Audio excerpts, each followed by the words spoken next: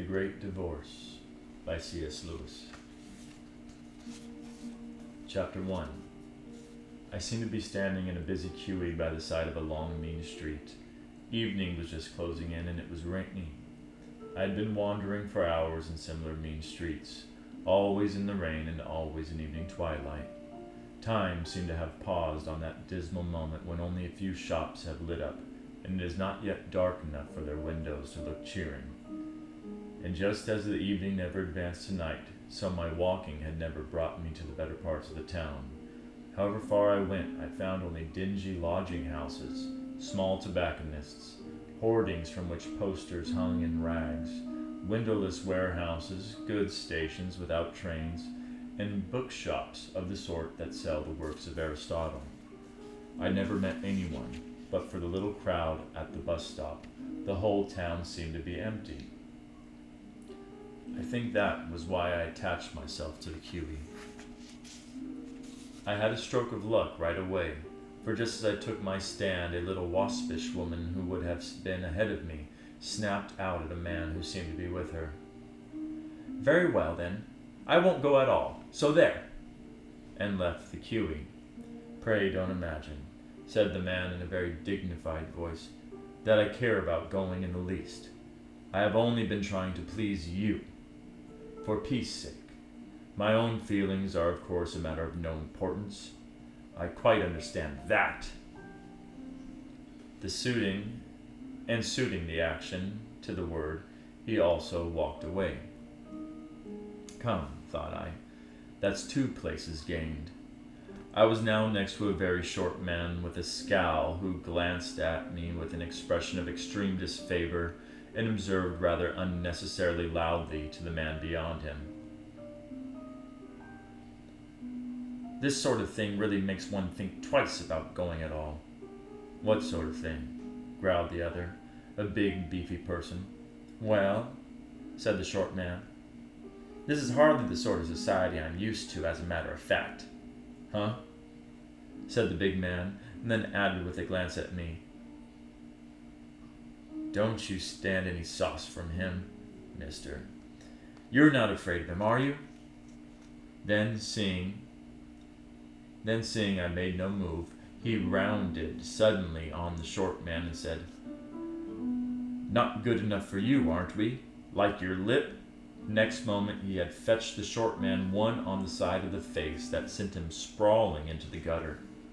Let him lay," said the big man to no one in particular. "I'm a plain man, that's what I am, and I gotta have my rights same as anyone else, see?" As the short man showed no disposition to rejoin the queue and soon began limping away, I closed up, rather cautiously, behind the big man and congratulated myself on having gained yet another step. A moment later, 2 young people in front of him also left us arm in arm. They were both so trousered, slender, giggling, and falsetto that I could be sure of the sex of neither. But it was clear that each for the moment preferred the other to the chance of a place in the bus. "We shall never all get in," said a female voice with a whine in it from some 4 places ahead of me.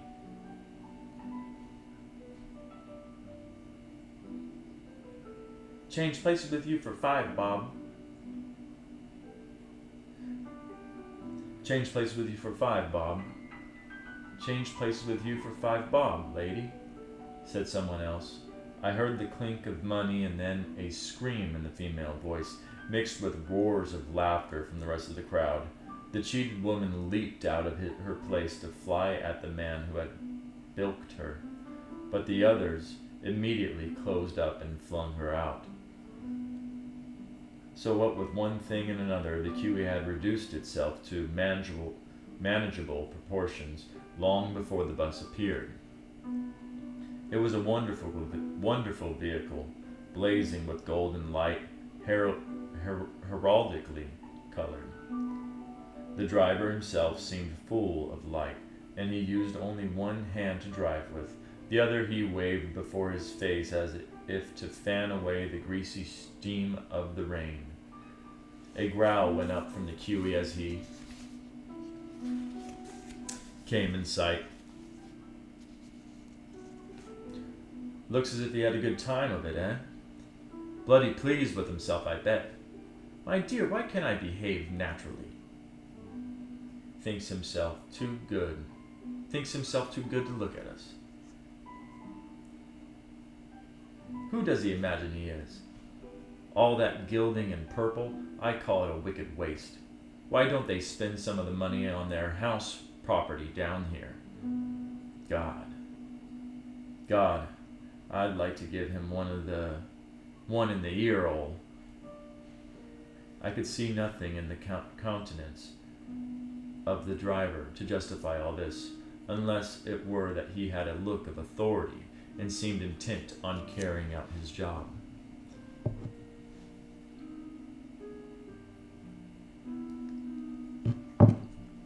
My fellow passengers fought like hens to get on board the bus, though there was plenty of room for all of us. I was the last to get in. The bus was only half full, and I selected a seat at the back, well away from the others, but a tousle-haired youth at once came and sat down beside me. As he did so, we moved off.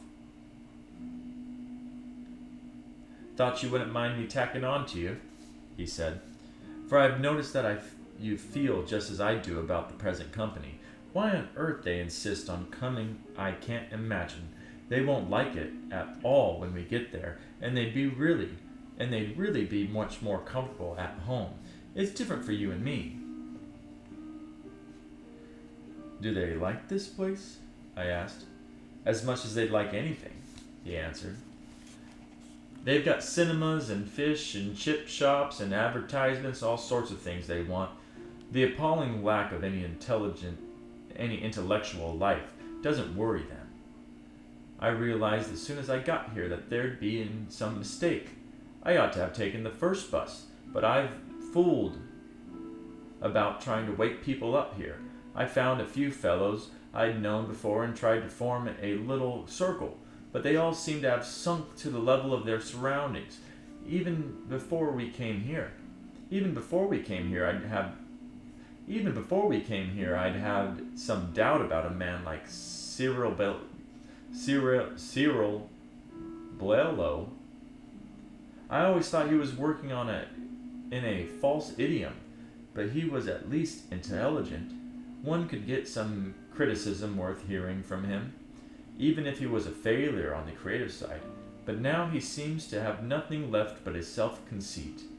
The last time I tried to read him some of my own stuff, but wait a minute. I'd just like you to look at it."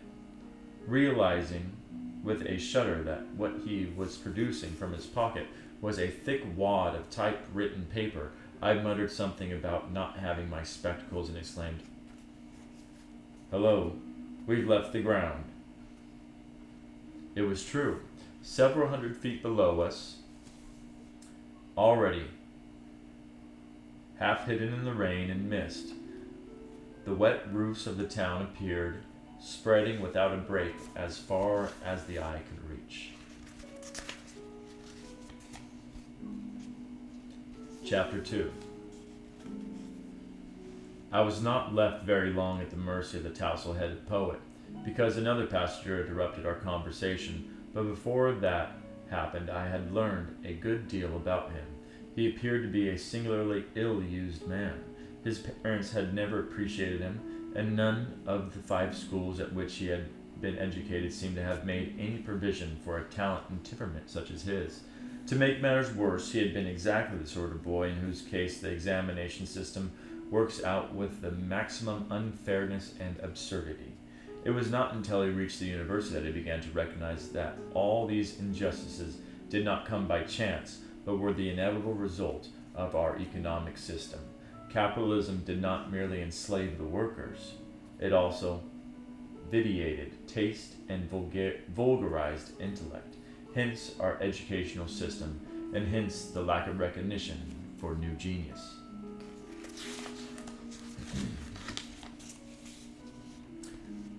The discovery I had made, this discovery had made him a communist. But when the war came along and he saw Russia in alliance with the capitalist governments, He had found himself once more isolated and had to become a conscientious objector. The indignities he suffered at this stage in his career had, he confessed, embittered him.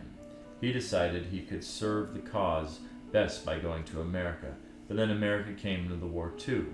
It was at this point that he suddenly saw Sweden as the home of a really new and radical art, but the various oppressors had given him no facilities for going to Sweden.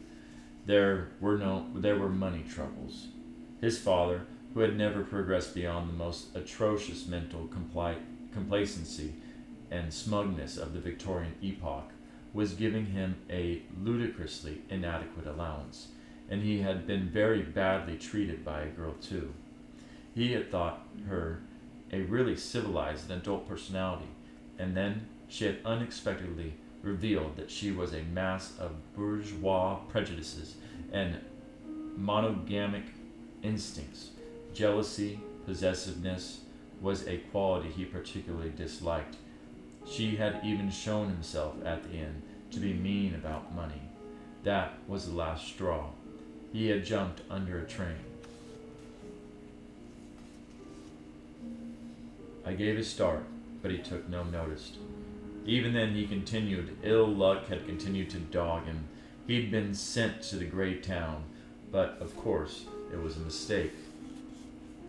I would find, he assured me, that all the other passengers would be with me on the return journey, but he would not. He was going to stay there. He felt quite certain that he was going where, at last, his finely critical spirit would no longer be outraged by an uncongenial environment, where he would find recognition and appreciation. Meanwhile, since I hadn't got my glasses, he would read me the passage about which Cyril Blello had been so insensitive. It was just then that we were interrupted. One of the quarrels, which were perpetually simmering in the bus, had boiled over, and for a moment there was a stampede. Knives were drawn, pistols were fired, but it all seemed strangely innocuous, and when it was over, I found myself unharmed, though in a different seat and with a new companion. He was an intelligent-looking man with a rather bulbous nose and a boiler hat. I looked out of the windows. We were now so high that all below us had become featureless. But fields, rivers, or mountains I did not see, and I got the impression that the great town still filled the whole field of vision. It seemed the deuce of a town, I volunteered, and that's what I can't understand. The parts of it that I saw were so empty. Was there once a much larger population? Not at all, said my neighbor. The trouble is that they're so quarrelsome. As soon as anyone arrives, he settles in some street. Before he's been there 24 hours, he quarrels with his neighbor. Before the week is over, he's quarreled so badly that he decides to move. Very likely he finds the next street empty because all the people there have quarreled with their neighbors and moved. If so, he settles in. If by any chance the street is full, he goes further. But even if he stays, it makes no odds. He's sure to have another quarrel pretty soon, and then he'll move on again.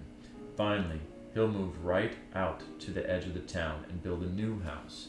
You see, it's easy here. You've only got to think a house, and there it is. That's how the town keeps on growing. Leaving more and more empty streets? That's right. And time's sort of odd here. That place where we caught the bus is thousands of miles from the Civic Center, where all the newcomers arrived from Earth. All the people you've met were living near the bus stop, but they'd taken centuries of our time to get there by gradual removals. And what about the earlier arrivals?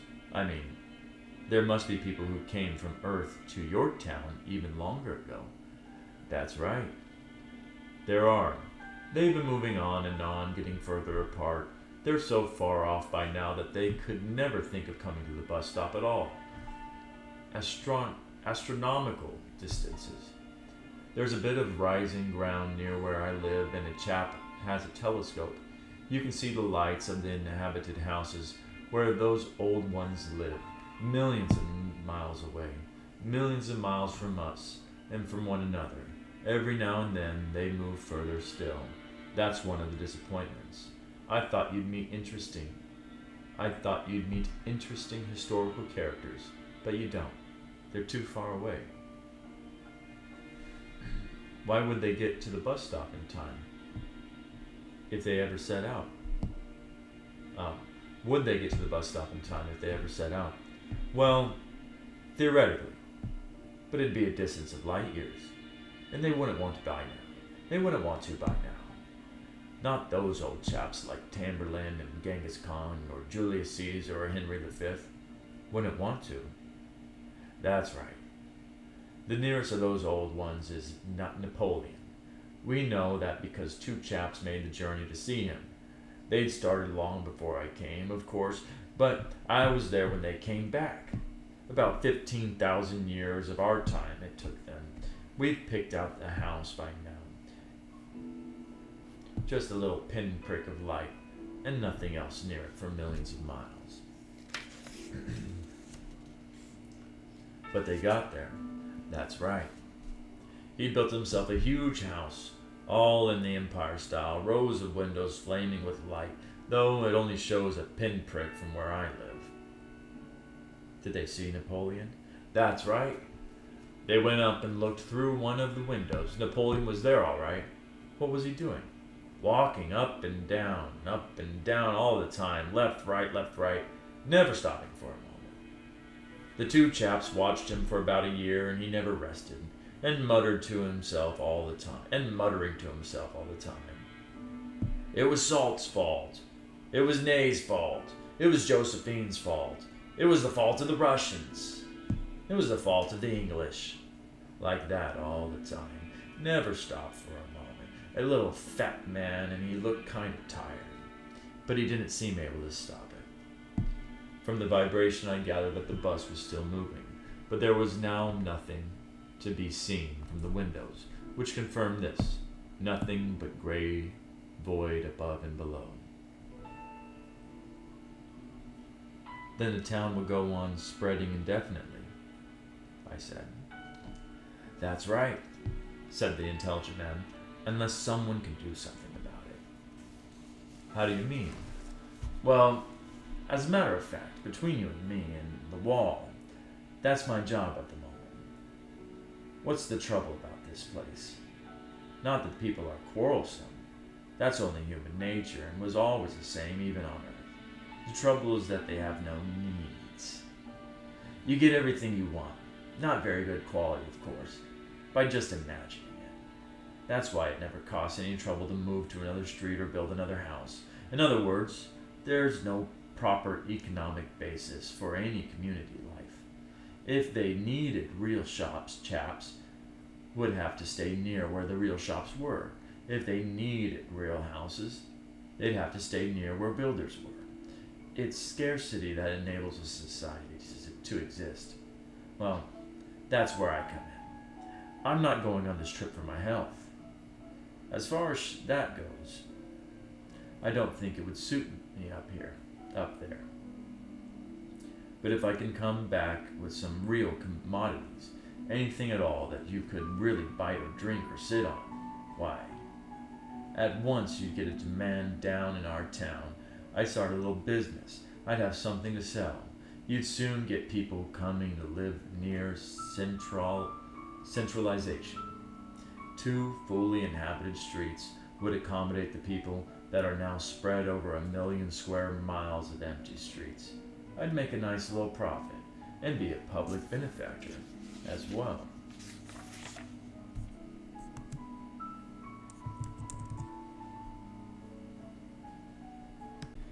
You mean, if they had to live together, they'd gradually learn to quarrel less? Well, I don't know about that. I dare say they could be kept a bit quieter. You'd have a chance to build up a police force, knock some kind of discipline into them anyway. Here he dropped his voice. It'll be better, you know. Everyone admits that. Safety in numbers. Safety from what? I began, but my companion nudged me to be silent, and I changed my question. But look here, said I. If they can't get everything just by imagining it, why would they want any real things, as you call them?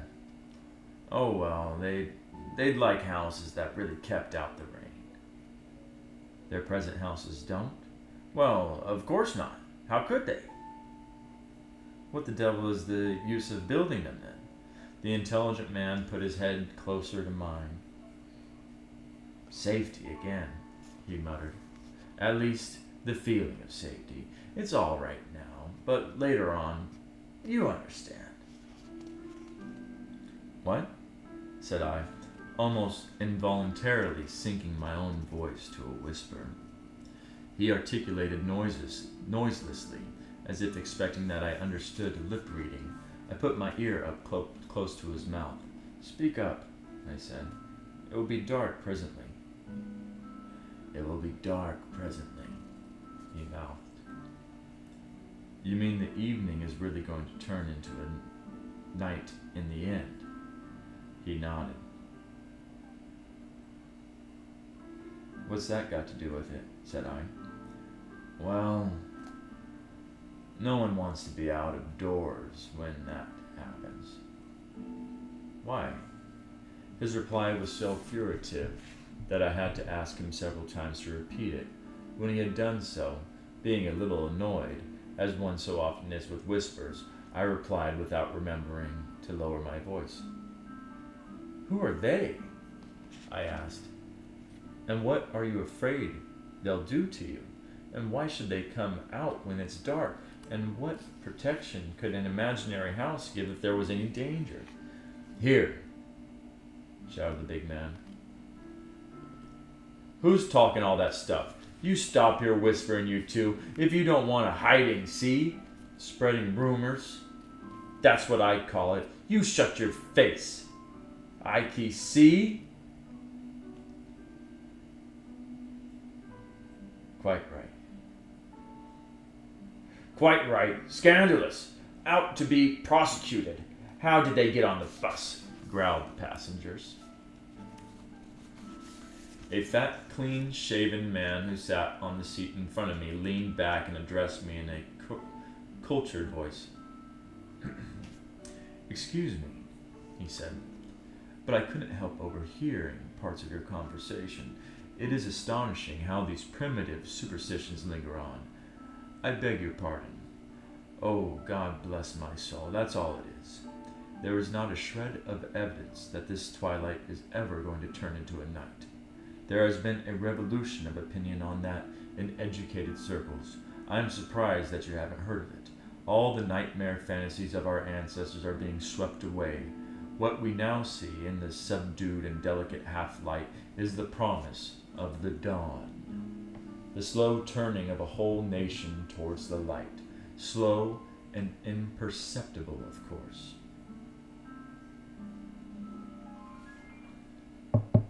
And not through eastern windows only.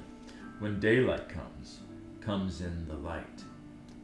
And that possession for real commodities, which our friend speaks of, is only materialism, you know. It's retrogressive, earthbound, a hankering for matter. But we look on this spiritual city, for which all its fault, it is spiritual, as a nursery in which the creative functions of a man, now freed from the clogs of matter, begin to try their wings. A sublime thought. Hours later there came a change. It began to grow light in the bus. The grayness outside the window turned from mud color to mother of pearl, then to faintest blue, then to a bright blueness that stung the eyes. We seemed to be floating in a pure vacancy. There were no lands, no sun, no stars in sight, only the radiant abyss. I let down the window beside me. Delicious freshness came in for a second, and then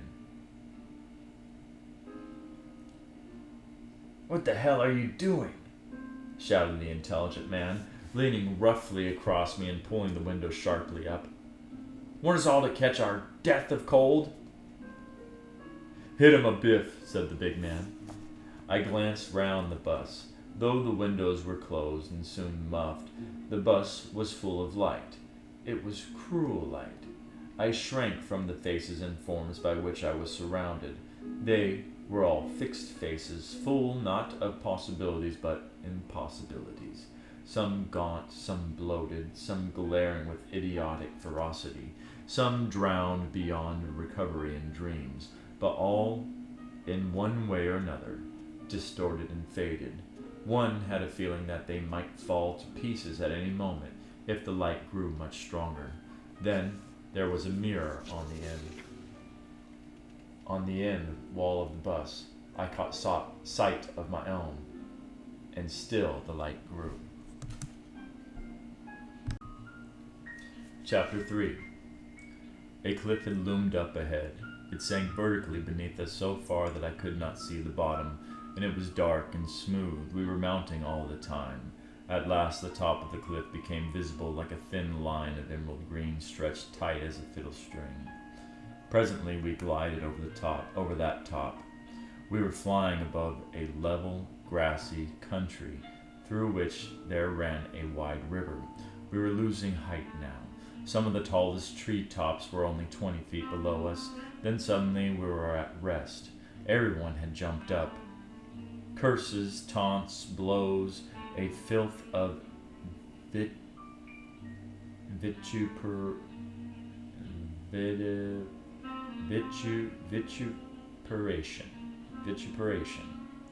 vituperation came to my ears as my fellow passengers struggled to get out. A moment later they all succeeded. I was alone in the bus, and through the open door there came to me in the fresh stillness the singing of a lark. I got out. The light and coolness that drenched me were like those of summer morning, early morning, a minute or two before the sunrise, only that there was a certain difference. I had the sense of being in a larger space, perhaps even a larger sort of space, than I had ever known before, as if the sky were further off and the extent of the green plain wider than they could be on this little ball of earth. I had got out, in some sense, which made the solar system itself seem an indoor affair. It gave me a feeling of freedom, but also of exposure, possibly of danger, which continued to accompany me through all that followed. It is the impossibility of communicating that feeling, or even of inducing you to remember it as I proceed, which makes me despair of conveying the real quality of what I saw and heard.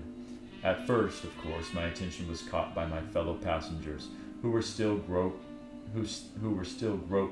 about in the neighborhood of the omnibus, though beginning, some of them, to walk forward into the landscape with hesitating steps. I gasped when I saw them. Now that they were in the light, they were transparent, fully transparent when they stood between me and it, smudgy and imperfectly opaque when they stood in the shadow of some tree. They were in fact ghosts, man-shaped stains on the brightness of that air. One could attend to them or ignore them at will as you do with the dirt on a window pane. I noticed that the grass did not bend under their feet. Even the dewdrops were not disturbed. Then some readjusted to the mind, or some focusing of my eyes took place, and I saw the whole phenomenon the other way around. The men were as they had always been, and as all the men I had known had been, perhaps. It was the light, the grass, the trees, that were different, made of some different substance, so much solider than things in our country that men were ghosts by comparison. Moved by a sudden thought, I bent down and tried to pluck a daisy which was growing at my feet. The stalk wouldn't break. I tried to twist it, but it wouldn't twist. I tugged it. I tugged till the sweat stood out on my forehead, and I had lost most of the skin off my hand. The little flower was hard, not like wood or even like iron, but like diamond. There was a leaf, a young tender beech leaf, lying in the grass beside it. I tried to pick the leaf up. My heart almost cracked with the effort, and I believe I did just raise it, but I had to let it go at once. It was heavier than a sack of coal. As I stood recovering my breath with great gasps and looking down at the daisy, I noticed that I could see the grass not only between my feet, but through them. I also was a phantom. Who will give me words to express the terror of that discovery? Golly, I thought I. I'm in for it this time.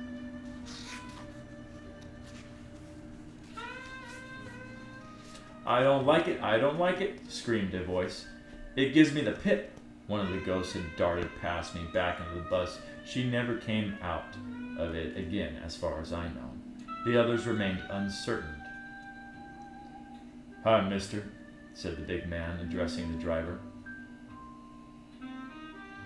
When have we got to be back? You need never come back unless you want to, he replied. Stay as long as you please. There was an awkward pause.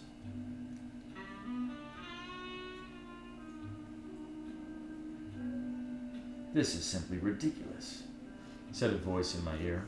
One of the quieter and more respectable ghosts had sidled up to me. There must be some mismanagement, he continued.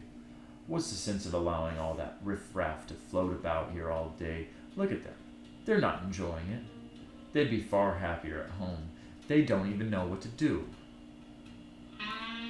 I don't know very well myself, I said. What does one do? Oh, me? I shall be met in a moment or two. I'm expected. I'm not bothering about that, but it's rather unpleasant on one's first day to have the whole place crowded out with trippers. Damn it! One's chief object in coming here at all was to avoid them. He drifted away from me, and I began to look about in spite of his reference to a crowd, and the solitude was so vast that I could hardly notice the knot of phantoms in the foreground. Greenness and light had almost swallowed them up, but very far away I could see what might be either a great bank of clouds or a range of mountains. Sometimes I could make out in its steep forest, far withdrawing valleys, and even mountain cities perched on the inaccessible summits. At other times, it became indistinct. The height was so enormous that my walking sight could not have taken in such an object at all. Light brooded on top of it, slanting down thence. It made long shadows behind every tree on the plain. There was no change and no progression as the hours passed. The promise, or the threat, of sunrise rested immovably up there. Long after that, I saw people coming to meet us, because they were bright. I saw them while they were still very distant, and at first I did not know what they were. I did not know that they were people at all. Mile after mile they drew nearer. The earth shook under their tread as their strong feet sank into the wet turf. A tiny haze and a sweet smell went up where they had crushed the grass and scattered the dew. Some were naked, some robed, but the naked ones did not seem less adorned, and the robed ones did not disguise in those who wore them.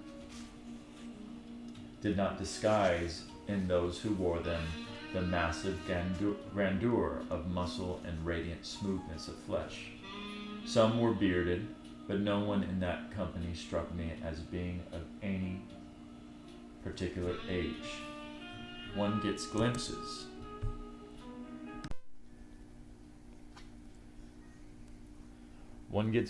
even in our country of that which is ageless, heavy thought in the faces of an infant, a frolic childhood in that of a very old man.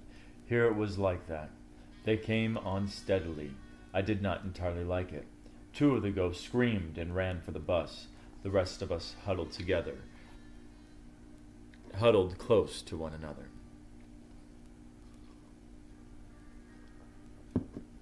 Chapter 4. As the solid people came nearer, still I noticed that they were moving with order and determination, as though each of them had marked his man in our shadowy company. They're going to be affecting scenes, I said to myself. Perhaps it would not be right to look on. With that, I sidled away on some vague pretext of doing a little exploration, of a little exploring. A grove of huge cedars to my right seemed attractive, and I entered it. Walking proved difficult. The grass, hard as diamonds to my unsubstantial feet, made me feel as if I were walking on wrinkled rock, and I suffered pains like those of the mermaid in Hans Andersen. A bird ran across in front of me, and I envied it. It belonged to that country, and was as real as the grass. It could bend the stalks and spatter itself with dew. Almost at once I was followed by what I have called the big man. To speak more accurately, the big ghost.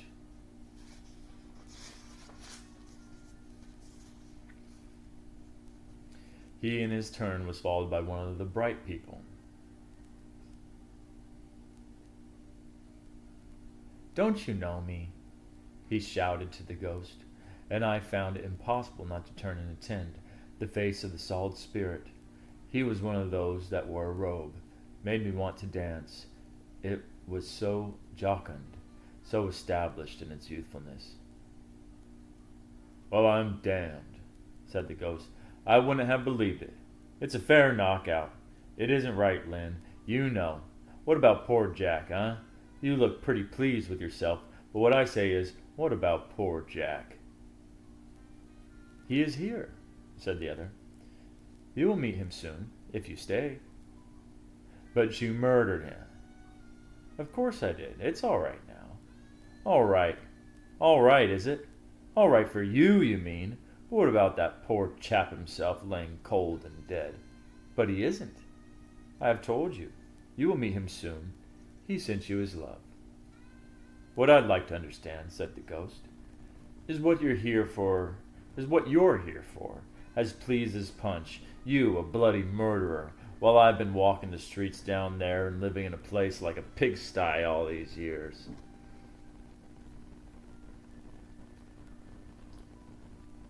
"That is a little hard to understand at first, but it is all over now. You will be pleased about it presently. Till then, there is no need to bother about it." "No need to bother about it? Aren't you ashamed of yourself?" "No, not as you mean. I do not look at myself. I have given up myself. I had to. You know, after the murder, that was what it did for me. That was what it did for me. And that was how everything began."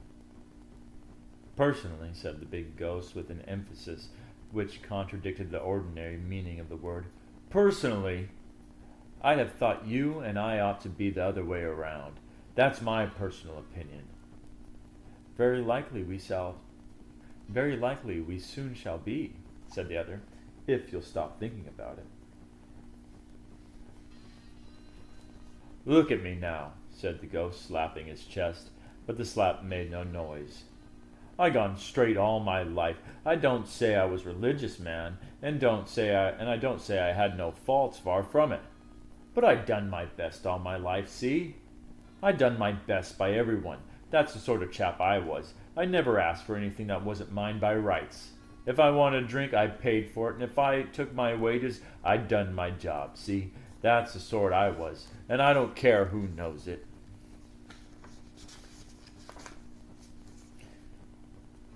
"It would be much better not to go on about that now."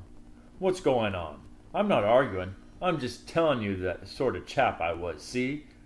I'm asking for nothing but my rights. You may think you can put me down because you're dressed up like that, which you weren't when you worked under me, and I'm only a poor man, but I got to have my rights, same as you, see? Oh no, it's not so bad as that. I haven't got my rights, or I should not be here. You will not get yours either. You'll get something far better. Never fear." "That's just what I say. I haven't got my rights. I always done my best, and I never done nothing wrong. And what? I don't see is why I sh- and what I don't see is why I should be put below a bloody murderer like you. Who knows whether you will be? Only be happy and come with me. What do you keep on arguing for? I'm only telling you the sort of chap I am. I only want my rights. I'm not asking for anybody's bleeding charity. Then do, at once. Ask for the bleeding charity. Everything is here for the asking, and nothing can be bought. That may do very well for you, I dare say, if they choose to let in a bloody murderer all because he makes a poor mouth at the last moment. That's their lookout. But I don't see myself going in the same boat as you, see? Why should I? I don't want charity. I'm a decent man, and if I had my rights, I'd have been here long ago. And you can tell them I said so. The other shook his head. You can never do it like that, he said. Your feet will never grow hard enough to walk on our grass that way. You'd be tired out before we got to the mountains, and it isn't exactly true, you know. Mirth danced in his eyes as he said it. What isn't true? Asked the ghost sulkily. You weren't a decent man, and you didn't do your best. We, none of us were, and none of us did. Lord bless you. It doesn't matter. There's no need to go into it at all now. You? Gasped the ghost. You have the face to tell me I wasn't a decent chap? Of course. Must I go into all that? I will tell you one thing to begin with. Murdering old Jack wasn't the worst thing I did. That was the work of a moment, and I was half mad when I did it. But I murdered you in my heart, deliberately, for years.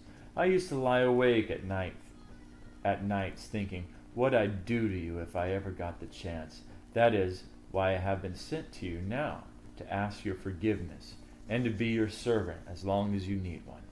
And longer, if it pleases you. I was the worst, but all the men who worked under you felt the same. You made it hard for us, you know. And you made it hard for your wife, too, and your children. You mind your own business, young man, said the ghost. None of your lips, see, because I'm not taking any impudence from you about my private affairs. There are no private affairs, said the other. And I'll tell you another thing, said the ghost. You can clear off, see? Oh. And I'll tell you another thing, said the ghost. You can clear off, see? You're not wanted. I may be only a poor man, but I'm not making pals with a murderer, let alone taking lessons from him. Made it hard for you and your like, did I? If I had you back there, I'd show you what work is. Come and show me now, said the other with laughter in his voice. It will be a joy going to the mountains, but there will be plenty of work. You don't suppose I'd go with you? Don't refuse. You'll never get there alone, and I am the one who was sent to you. So that's the trick, is it? Shouted the ghost, outwardly bitter, and yet I thought there was a kind of triumph in its voice. It had been entreated. It could make a refusal, and this seemed to it a kind of advantage.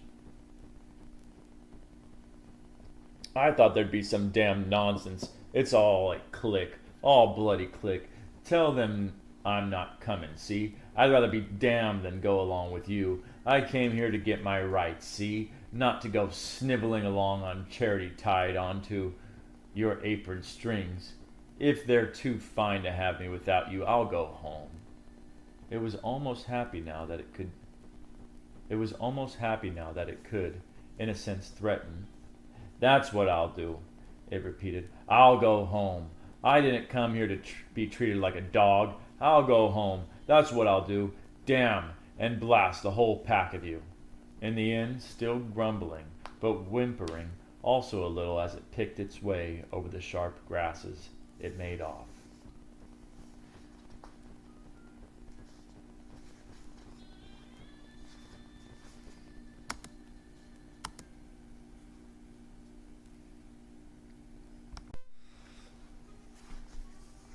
Chapter 5. For a moment there was silence under the cedar trees, and then pad, pad, pad, it was broken. Two velvet-footed lions came bouncing into the open space, their eyes fixed upon each other, and started playing some solemn romp. Their manes looked as if they had been just dipped in the river, whose noise I could hear close at hand, though the tree hid it. Not greatly liking my company, I moved away to find that river, and after passing some thick flowering bushes, I succeeded. The bushes came almost down to the brink. It was as smooth as the Thames, but flowed swiftly like a mountain stream, pale green where trees overhung it, but so clear that I could count the pebbles at the bottom. Close beside me I saw another of the bright people in conversation with the ghost. It was the fat ghost with the cultured voice who had addressed me in the bus, and it seemed to be wearing gaiters. "My dear boy, I am delighted to see you.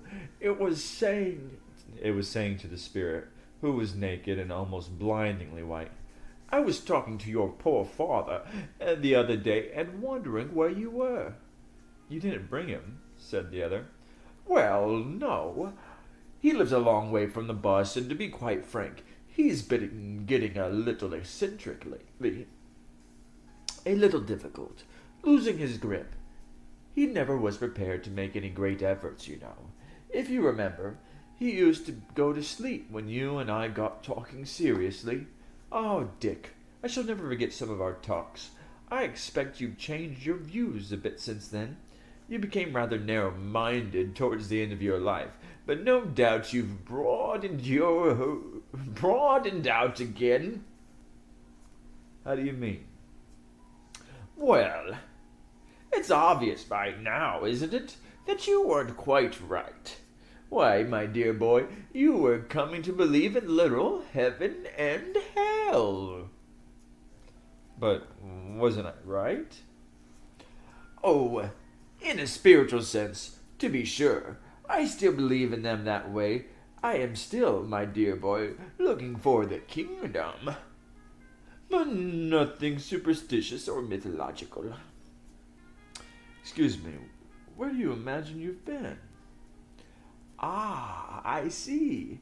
You mean that the grey town with its continual hope of morning. We must all live by hope, must we not, with its failed for indefinite progress, is, in a sense, heaven. If only we have eyes to see it. That is a beautiful idea." "I didn't mean that at all. It is possible you don't know where you've been." "Now that you mention it, I don't know we ever do give it a name. What do you call it?" "We call it hell." "There is no need to be profane, my dear boy. I may not be very orthodox, in your sense of that word, but I do feel these matters ought to be discussed simply and seriously and reverently." "Discuss hell reverently?" "I mean what I said. You have been in hell, though if you don't go back, you may call it purgatory." "Go on, my dear boy, go on. That is so like you. No doubt you'll tell me why, on your view, I was sent there. I'm not angry." "But don't you know, you went there because you are an apostate." "Are you serious, Dick?" "Perfectly." "This is worse than I expected. Do you really think people are penalized for their honest opinions, even assuming, for the sake of argument, that those opinions were mistaken?" "Do you really think there are no sins of intellect?" "There are indeed, Dick. There is hide-bound prejudice and intellectual dishonesty and timidity and stagnation, but honest opinions fearlessly followed, they are not sins." "I know we used to talk that way. I did too until the end of my life, when I became what you call narrow. It all turns on what are honest opinions. Mine certainly were. They were not only honest, but heroic. I asserted them fearlessly when the doctrine of the resurrection ceased to commend itself to the critical faculties which God had given me. I openly rejected it. I preached my famous sermons. I defied the whole chapter.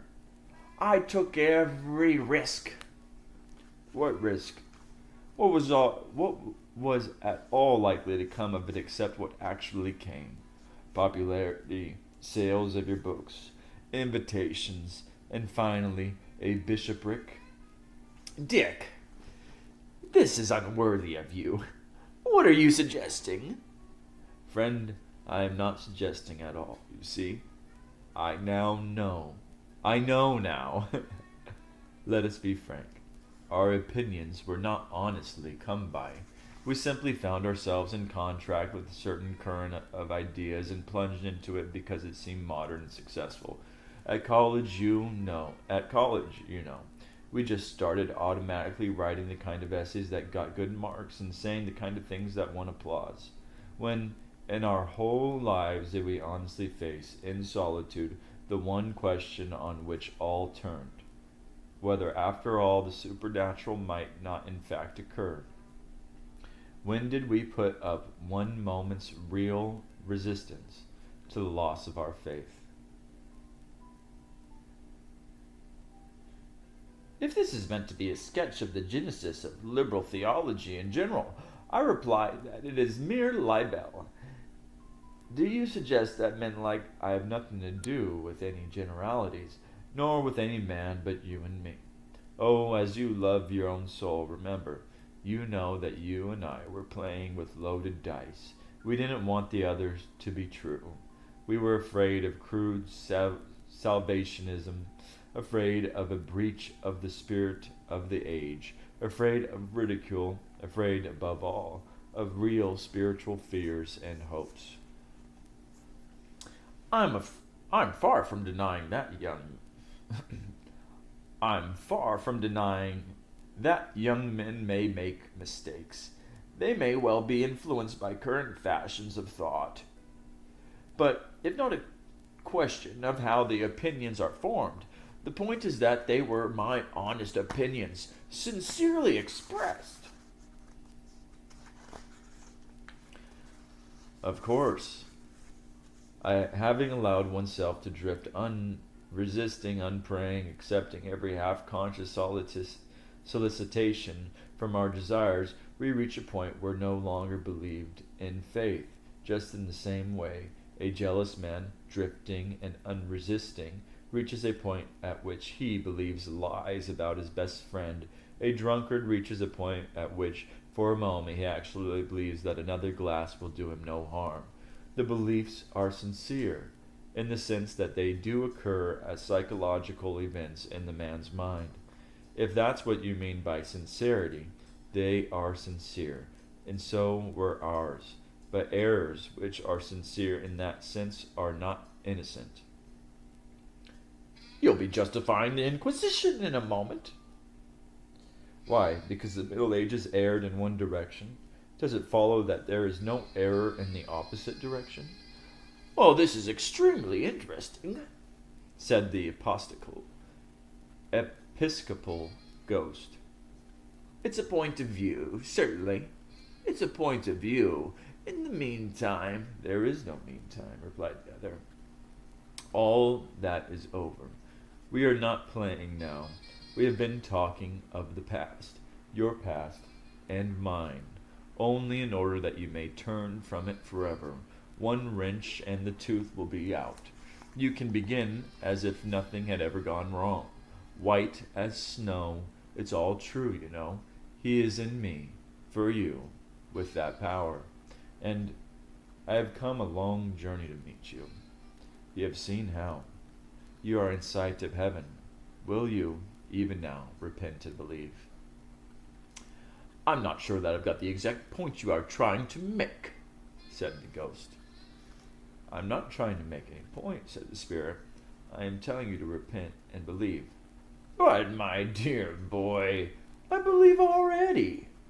We may not be perfectly agreed, but you have completely misjudged me if you do not realize that my religion is a very real and very precious thing to me. Very well, said the other, as if changing his plan. Will you believe in me? In what sense? Will you come with me to the mountains? It will hurt at first until your feet are hardened. Reality is harsh to the feet of shadows, but will you come? Well, that is a plan. I am perfectly ready to consider it. Of course, I should require some assurances. I should want a guarantee that you are taking me to a place where I shall find a wider sphere of usefulness and a scope for the talents that God has given me, and an atmosphere of free inquiry. In short, all that one means by civilization and the spiritual life. No, said the other. I can promise you one of these things. No sphere of usefulness. You are not needed there at all. No scope for your talents, only forgiveness for having perverted them. No atmosphere of inquiry, for I will bring you to the land not of questions, but of answers, and you shall see the face of God. Ah, but we must all interpret those beautiful words in our own way. For me, there is no such thing as final answers. The free wind of inquiry must always continue to blow through the mind, must it not? Prove all things. To travel, hopefully, is better than to arrive. If that were true, and known to be true, how could anyone travel hopefully? There would be nothing to hope for. But you must feel yourself that there is something stifling about the idea of finality. Stagnation, my dear boy. What is more soul-destroying than stagnation? You think that because hitherto you have experienced truth only with the abstract intellect. I will bring you where you can taste it like honey and be embraced by it as a bridegroom. Your thirst shall be quenched. Well, really, you know, I am not aware of a thirst for some ready-made truth which puts an end to intellectual activity in the way you seem to be describing. Will it leave me the free play of mind, Dick? I must insist on that, you know. Free, as a man is free to drink while he is drinking. He is not free still to be dry. The ghost seemed to think for a moment. I can make nothing of that idea, it said. Listen, said the white spirit. Oh, I messed that up.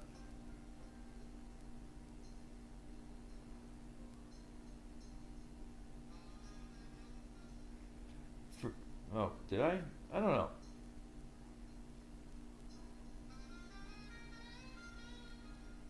Oh.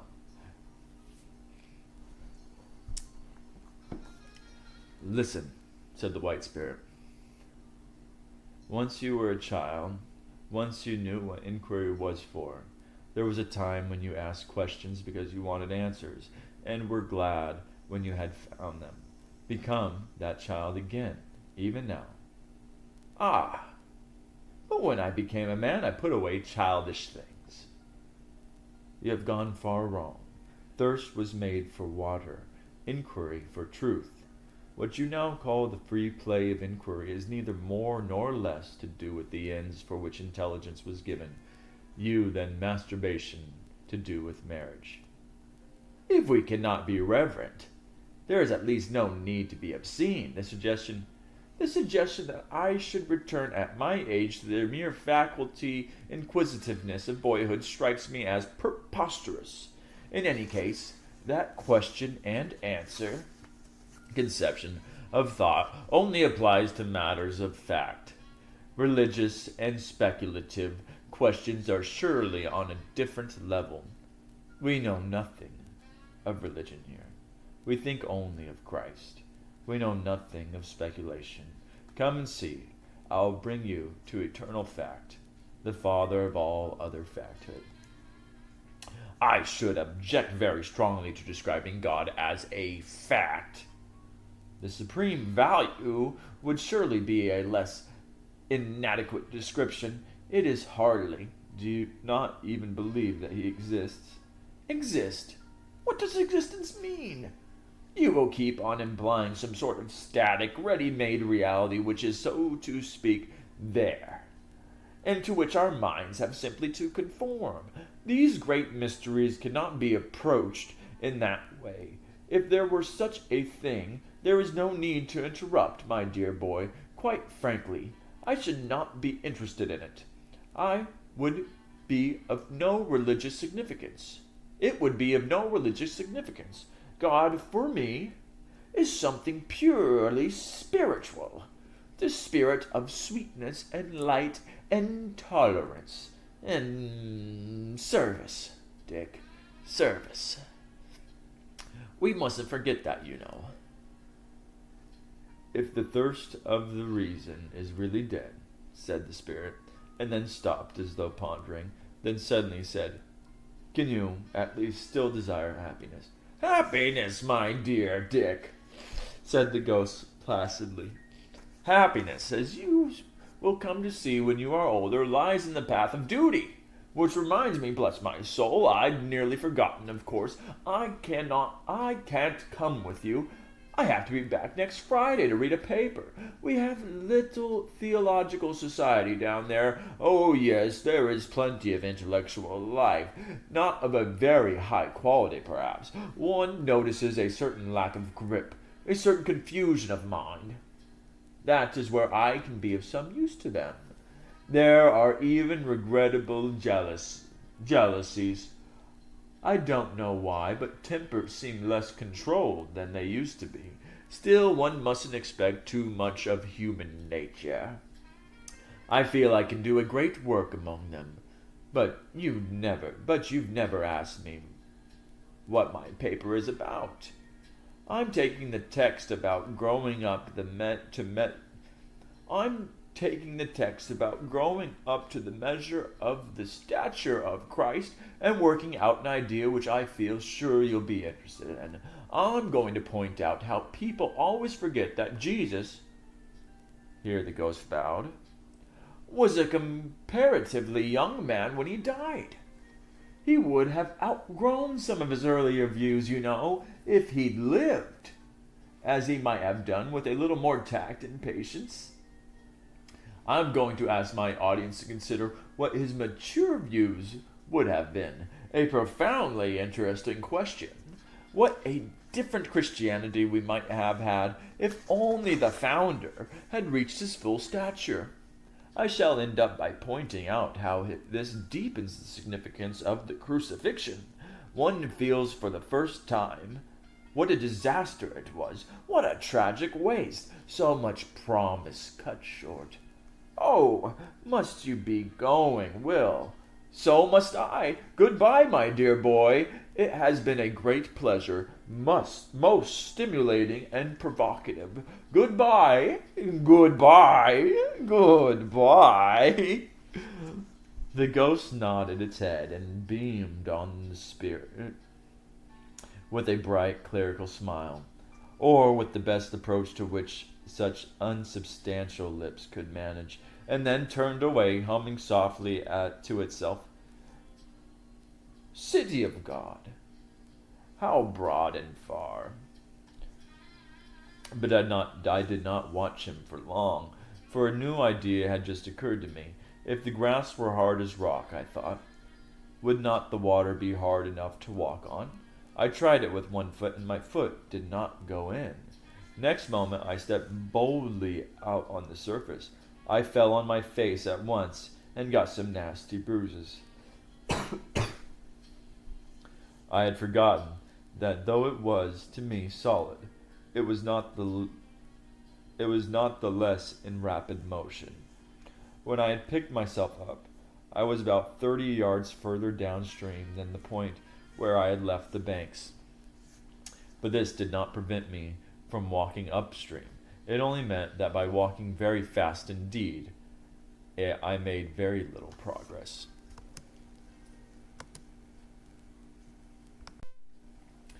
Chapter 6. The cool, smooth skin of the bright water was delicious to my feet, and I walked on it for about an hour, making perhaps a couple of 100 yards. Then the going became difficult. The current grew swifter. Great flakes or islands of foam came swirling down toward me, bruising my shins like stones if I did not get out of their way. The surface became uneven, rounded itself into lovely hollows of elbows of water, which distorted the appearance of the pebbles on the bottom and threw me off my balance, so that I had to scramble to shore. But as the banks hereabouts consisted of great flat stones, I continued my journey without much hurt to my feet. An immense yet lovely noise vibrated through the forest. Hours later I rounded a bend and saw the explanation. Before my green slopes had made a wide amphitheater, enclosing a frothy and pulsating lake into which, over many-colored rocks, a waterfall was pouring. Here, once again, I realized that something had happened to my senses, so that they were now receiving impressions which would normally exceed their capacity. On earth, such a waterfall could not have been perceived at all as a whole. It was too big. Its sound would have been a terror in the woods for 20 miles. Yet here, after the first shock, my sensibility took both, as a well-built ship took a huge wave. I exulted. The noise, though gigantic, was like giants' laughter, like the revelry of a whole college of giants together, laughing, dancing, singing, roaring at their height works. Near the place where the fall plunged into the lake there grew a tree, wet with the spray, half veiled in foam bows, flashing with the bright innumerable birds that flew among its branches. It rose in many shapes of billowy foliage, huge as a Finland cloud. From every point, apples of gold gleamed through the leaves. Suddenly my attention was diverted by a curious appearance in the foreground. A hawthorn bush, not 20 yards away, seemed to be behaving oddly. Then I saw that it was not the bush, but something standing close to the bush on this side of it. Finally I realized it was one of the ghosts. It was crouching as if to conceal itself from something beyond the bush, and it was looking back at me, making signals. It kept on signing to me to duck down. As I could not see what the danger was, I stood fast. Presently the ghost, after peering around in every direction, ventured beyond the hawthorn bush. It could not get on very fast because the torturing grasses beneath its feet, but it was obviously going as fast as it possibly could, straight for another tree. There it stopped again, standing straight upright against the trunk as though it were taking cover. Because the shadow of the branches now covered it, I could see it better. It was my bowler-hatted companion, the one whom the big ghost had called Ike. After it had stood panting at the tree for about 10 minutes and carefully reconnoitered the ground ahead, it made a dash for another tree. Such a dash was possible to it, and such a dash as was possible to it. In this way, which with infinite labor and caution, it had reached the great tree in about an hour. That is, it had come within 10 yards of it. Here it was checked. Round the tree grew a belt of lilies, to the ghost an insuperable obstacle. It might as well have tried to tread down an anti-tank trap as to walk on them. It lay down and tried to crawl beneath them, but they grew too close, and they would not bend, and all the time it was apparently haunted by the terror of discovery. At every whisper of the wind it stopped and cowered. Once, at the cry of a bird, it struggled back to its last place of cover, but then desire hounded it out again, and it crawled once more to the tree. I saw it clasp its hands and writhe in agony of its frustration. The wind seemed to be rising. I saw the ghost wiring its hands and put its thumb into its mouth, cruelly pinched, I doubt not, between two stems of the lilies when the breeze swayed them. Then came a real gust. The branches of the tree began to toss. Then, a moment later, a half-dozen apples had fallen round the ghost and on it. He gave a sharp cry, but suddenly checked it. I thought the weight of the golden fruit where it had fallen on him would have disabled him, and certainly for a few minutes he was unable to rise. He lay whimpering, nursing his wounds, but soon he was at work again. I could see him feverishly trying to fill his pockets with the apples. Of course, it was useless. One could see how his ambition was gradually forced down. He gave up the idea of a pocketful. Two would have to do. He gave up the idea of two. He would take one, the largest one. He gave up that hope. He was now looking for the smallest one. He was trying to find it if there was one small enough to carry. The amazing thing was that he succeeded.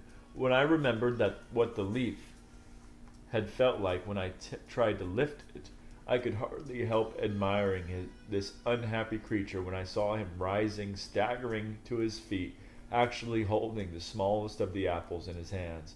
He was lame from his hurt, and the weight bent him double. Yet even so, inch by inch, still availing himself of every scrap of cover, he set out on his Via Dolorosa to the bus, carrying his torture.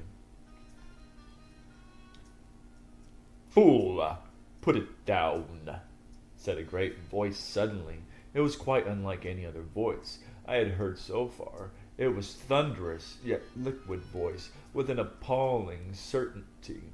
I knew that the waterfall itself was speaking, and I saw now, though it did not cease to look like a waterfall, that it was also a bright angel who stood, like one crucified against the rocks, and poured himself perpetually down towards the forest with loud joy.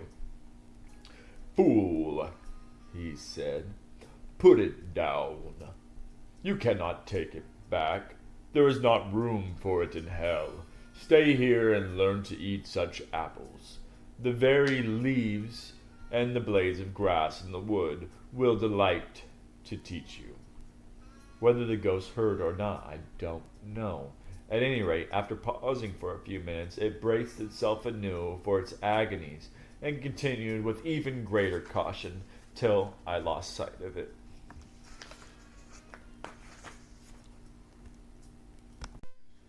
Chapter 7. Although I watched the misfortune of the ghost in the boulder with some complacency, I found when we were left alone that I could not bear the presence of the water giant. It did not appear to take any notice of me. But I became self-conscious, and I rather think there was some assumed nonchalance in my movements as I walked away over the flat rocks, downstream again. It was beginning to be tired. Looking at the silver fish which darted over the riverbed, I wished greatly that to me also that water were permeable. I should have liked a dip.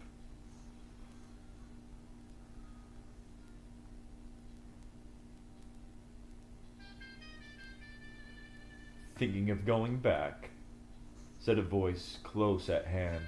I turned and saw a tall ghost standing with its back against a tree, chewing a ghostly cheroot. It was that of a lean, hard-bitten man, with gray hair and a gruff, but not uneducated voice, the kind of man I had always instinctively felt to be reliable.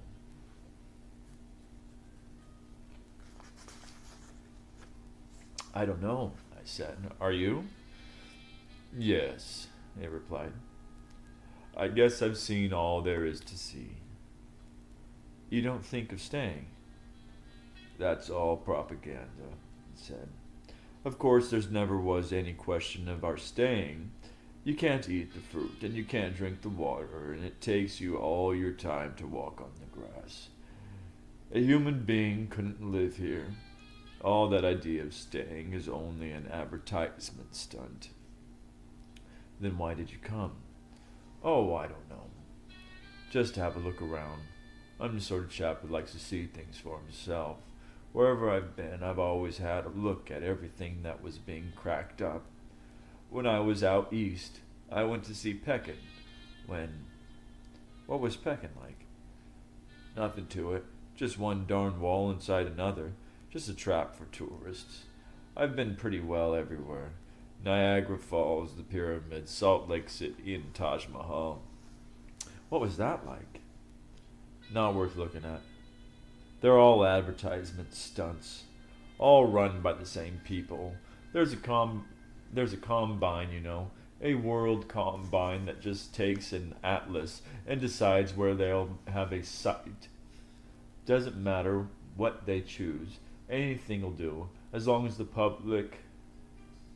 publicity properly managed. And you've lived down there in the town for some time, in what they call hell. Yes, it's a flop too. They lead you to expect red fire and devils and all sorts of interesting people sizzling on grids, Henry the Eighth and all that. But when you get there, it's just like another town. I prefer it up here, said I. Well, I don't see what all the talk is about, said the hard-bitten ghost. It's as good as any other park. It's as good as any other park to look at, and darned uncomfortable. There seems to be some idea that if one stays here, one would get, solider, grow acclimatized. I know all about that, said the ghost. Same old lie. People have been telling me that sort of thing all my life. They told me in the nursery that if I were good, I'd be happy. And they told me at school that Latin would get easier as I went on. After I'd been married a month, some fool was telling me that there was always difficulties at first, but with tact and patience I'd soon settle down. And like it. Settle down and like it. And all through 2 wars, what didn't they say about the good time coming if only I'd be a brave boy and go on being shot at? Of course, they'll play the old game here if anyone's fool enough to listen. But who are they? This might be run by someone different. Entirely new management, huh? Don't you believe it? It's never a new management. You'll always find the same old ring. I know all about dear, kind Mummy coming up to your bedroom and getting all she wants to know out of you, but you always found she and Father were the same firm, really. Didn't we find that both sides in all the wars are run by the same armament firms, or the same firm, which is behind the Jews and the Vatican and the dictators and democracies and all the rest of it? All this stuff up here is run by the same people as the town. They're just laughing at us. I thought they were at war. Of course you did. This is the official version. But who's ever seen any signs of it? I know that's how they talk. But there's a real war. Why don't they do anything? Don't you see that if the official version were true, these chaps up here would attack and sweep the town out of existence? They've got the strength. If they wanted to rescue us, they could do it. But obviously, the last thing they want is to end their so-called war. The whole game depends on keeping it going. This account of the matter struck me as uncomfortably plausible. I said nothing. Anyway, said the ghost, who wants to be rescued? What the hell would there be to do here? Or there? Said I. Quite, said the ghost. They've got you either way. What would you like to do if you had your choice? I asked. There you go, said the ghost with certain triumph, asking me to make a plan. It's up to the management to find something that doesn't bore us, isn't it? It's their job. Why should we do it for them? That's just where all the parsons and moralists have got the thing upside down. They keep on asking us to alter ourselves. But if the people who run the show are so clever and so powerful, why don't they find something to suit their public? All this poppycock about growing harder so that the grass doesn't hurt our feet. Now, there's an example. What would you say if you went to a hotel where the eggs were all bad, and when you complained to the boss, instead of apologizing and changing his dairyman, he just told you that if you tried, you'd get to like bad eggs in time? Well, I'll be getting along. Well, I'll be getting along, said the ghost after a short silence. You coming my way?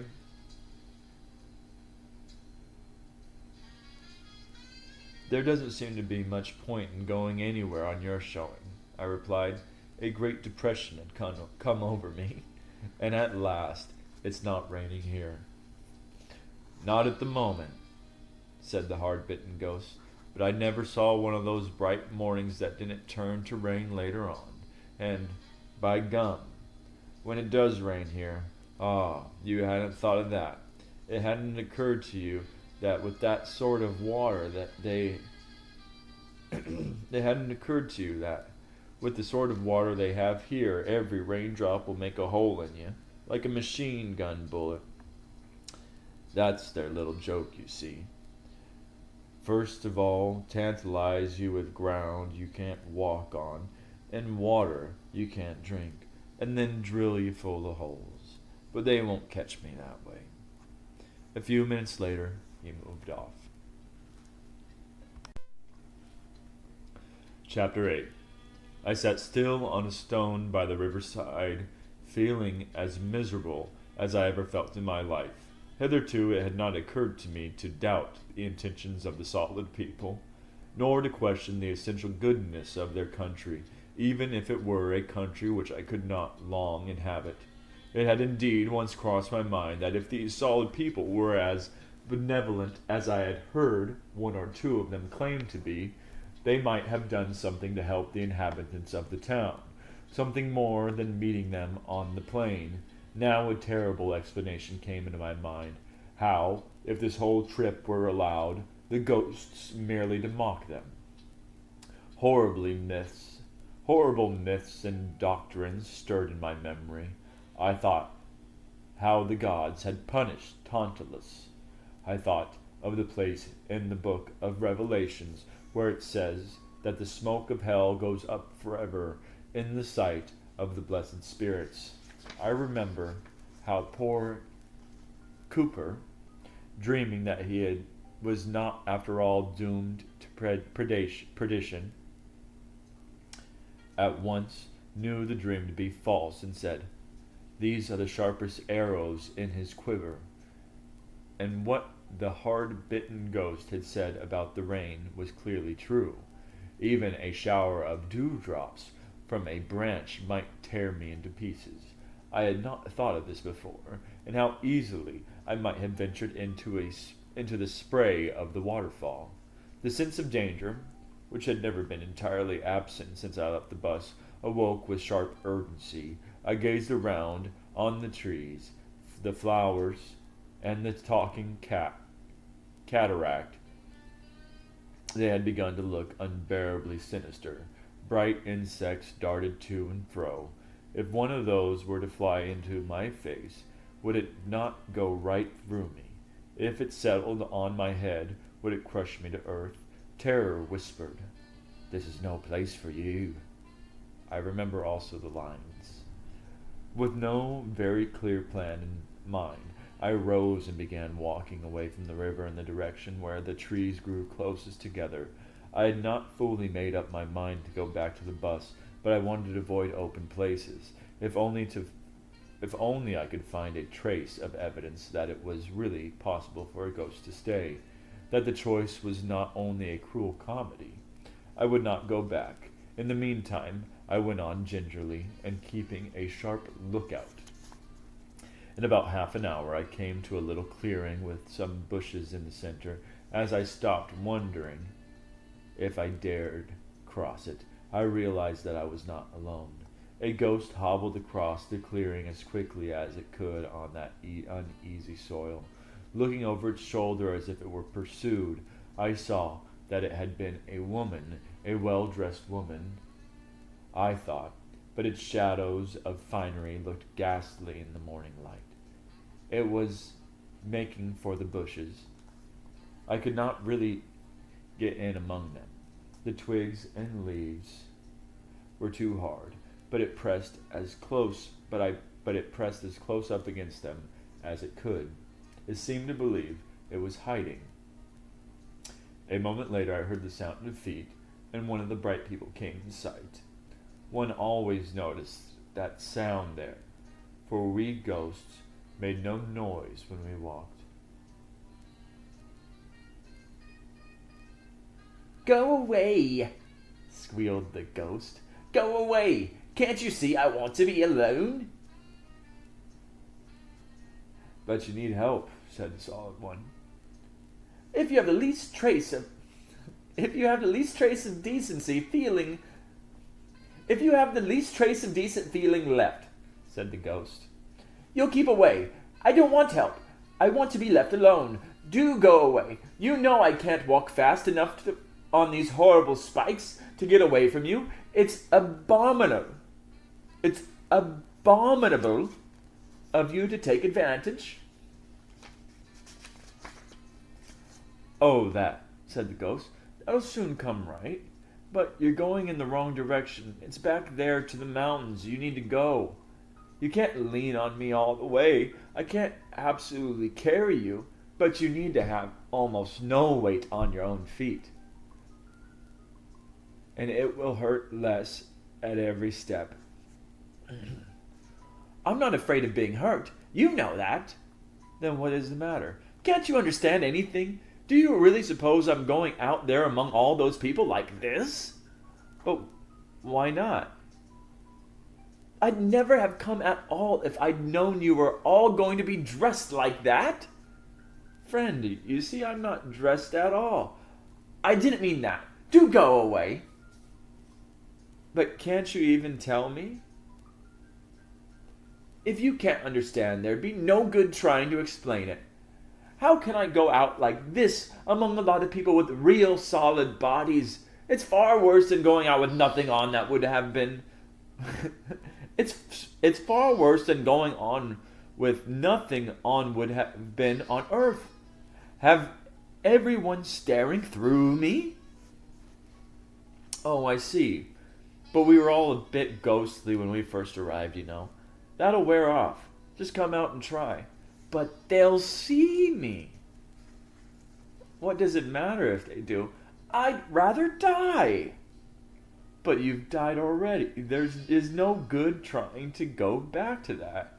The ghost made a sound, something between a sob and a snarl. "Ah, I wish I'd never been born," it said. "What are we born for?" "For infinite happiness," said the spirit. "You can step out into it at any moment." "But I tell you, they'll see me." "An hour hence and you will not care. A day hence and you will laugh at it. Don't you remember on earth there were things too hot to touch with your fingers, but you could drink them all right? Shame is like that. If you will accept it, if you will drink the cup to the bottom, you will find it very nourishing. But try to do anything else with it, and it scalds." "You really mean," said the ghost, and then paused. My suspense was strained up to the height. I felt that my own destiny hung on her reply. Oh. I could have fallen at her feet and begged her to yield. Yes, said the spirit. Come and try. Almost, I thought the ghost had obeyed. Certainly, it had moved, but suddenly it cried, No! I can't! I tell you I can't. For a moment, while you were talking, I almost thought, but when it comes to the point, you've no right to ask me to do things like that. It's disgusting. I should never forgive myself if I did. Never, never. And it's not fair. They ought to have warned us. I'd never have come. And now, please, please go away. Friend, said the spirit, could you only for a moment fix your mind on something not yourself? I've already given you an answer, said the ghost, coldly and still tearful. Then only one expedient remains,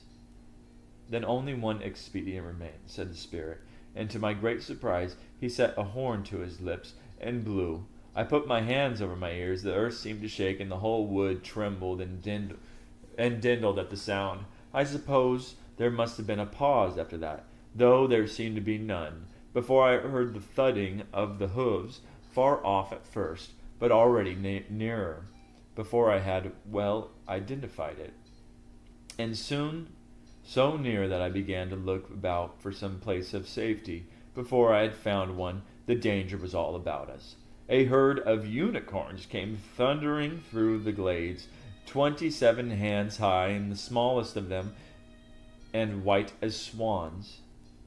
But for the red gleam in eyes and nostrils and the flashing indigo of their horns, I can still remember the squelching noise of the soft wet turf under their hooves, the breaking of the undergrowth, the snorting of the whinings, how their hind legs went up and their horned heads down in their mimic battle.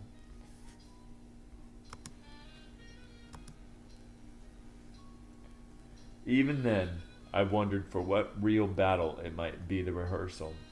I heard the ghost scream, and I think it made a bolt away from the bushes, perhaps towards the spirit, but I don't know, for my own nerve failed, and I fled, not heeding for the moment the horrible going underfoot, and not once daring to pause, so I never saw the end of that interview.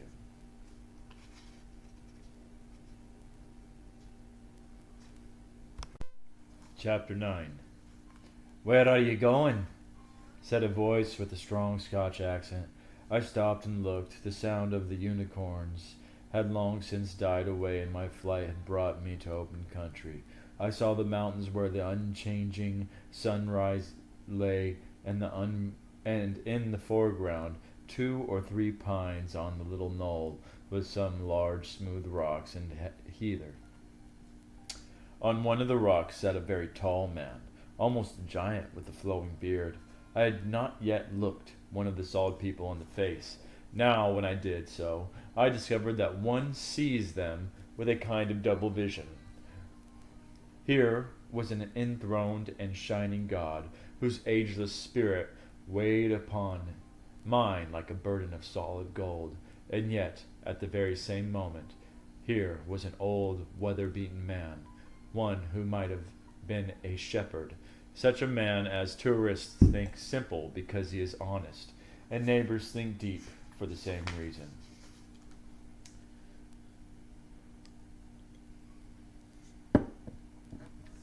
His eyes had the far-seeing look of one who has lived long in open, solitary places, and somehow I divined the network of wrinkles which must have surrounded them before rebirth had washed him in immortality.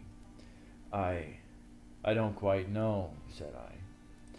Ye can sit and talk to me then, he said, making room for me on the stone. I don't know, sir, said I, taking my seat beside him. My name is George, he answered. George MacDonald. Oh, I cried, then you can tell me. You at least will not deceive me." Then, supposing that these expressions of confidence needed some explanation, I tried trembling to tell this man all that his writings had done for me. I tried to tell him how a certain frost afternoon at Leatherhead Station, when I first bought a copy of Fantastes, being then about 16 years old, had been to me what the first sight of Beatrice had been to Dante. Here begins the new life.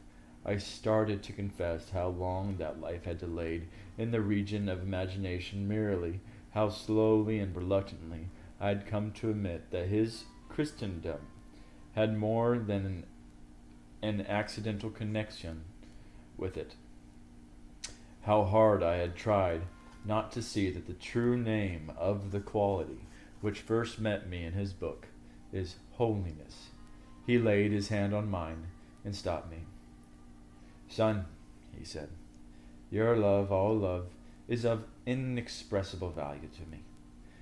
But it may save precious time," here and suddenly looked very Scottish, "if I inform you that I am already well acquainted with these biographical details. In fact, I have noticed that your memory misleads you in one or two particulars." "Oh," said I, and became still. "Ye had started," said my teacher, "to talk of something more profitable." "Sir," said I had almost forgotten it, and I have no anxiety about the answer now, though I have still a curiosity. It is about those ghosts. Don't any of them stay? Can they stay? Is any real choice offered to them? How do they come to be here? Did ye never hear of the refugium? A man with your advantage might have read it. Did ye never hear of the refugium? A man with your advantage might have read of it in Prudentius, not to mention Jeremy Taylor. The name is familiar, sir, but I'm afraid I've forgotten what it means. It means that the damned have holidays. Excursions, ye understand. Excursions to this country? For those that will take 'em. Of course, most of them silly creatures don't. They prefer taking trips back to Earth. They go and play tricks on the poor daft women ye call mediums. They go and try to assert their ownership of some house that they once belonged to them. And then ye get what's called a haunting. Or they go to spy on their children, or literally goes hang out about public libraries to see if anyone still reads their books. If they come here, they can really stay? Nay, you'll have heard of the Emperor Trajan did. Aye, you'll have heard that the Emperor Trajan did. But I don't understand. Is judgment not final? Is there really a way out of hell into heaven? It depends on the way you're using the words. If they leave the grey town behind, it will not have been hell. To any that leaves it, it is purgatory. And perhaps ye had better not call this country heaven. Not deep heaven, ye understand. Here he smiled at me. Ye can call it the valley of the shadow of life. And yet, to those who stay here, it will have been heaven from the first. And ye can call those sad streets in the town yonder the valley of the shadow of death. But to those who remain there, they will have been hell, even from the beginning. I suppose he saw that I looked puzzled, for presently he spoke again.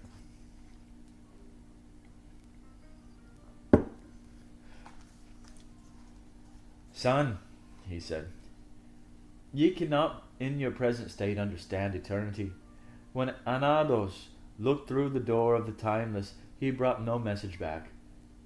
But ye can get some likeness of it if ye say that both good and evil, when they are full grown, both retrospective, not only this valley, but all their earthly past will have been heaven, and those who are saved, not only the twilight in that town, but all their life on earth too. will then be seen by the damned to have been hell. That is what mortals misunderstand. They say of some temporal suffering. No future bliss can make up for it, not knowing that heaven, once attained, will work backwards and turn even that agony into glory.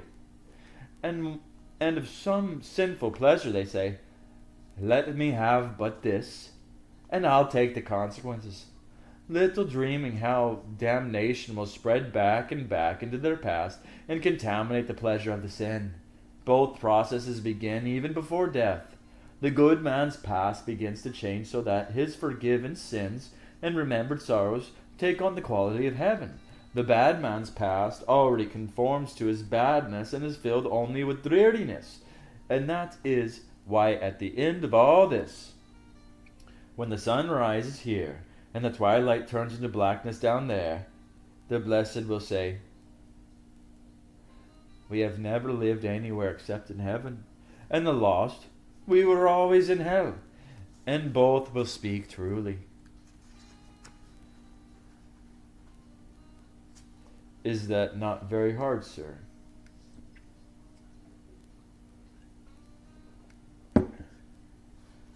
I mean, that is the real sense of what they will say. In the actual language of the lost, the words will be different, no doubt. One will say has always served his country right or wrong, and another that he has sacrificed everything to his art, and some that they've never been taken in, and some that, thank God, they've always looked after number one, and nearly all that at least they've been true to themselves. And the saved? Ah, the saved. What happens to them is best described as the opposite of a mirage. What seemed when they entered it to be the veil of misery turns out when they look back to have been and where present experience saw only salt deserts, memory truthfully records that the pools were full of water. Then those people are right who say that heaven and hell are only states of mind. Hush, he said sternly. Do not blaspheme. Hell is a state of mind. Ye never said a truer word. And every state of mind left it to itself.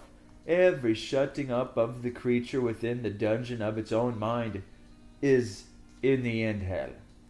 But heaven is not a state of mind. Heaven is reality itself. All that is fully real is heavenly. For all that can be shaken will be shaken, and only the unshakable remains. But there is a real choice after death.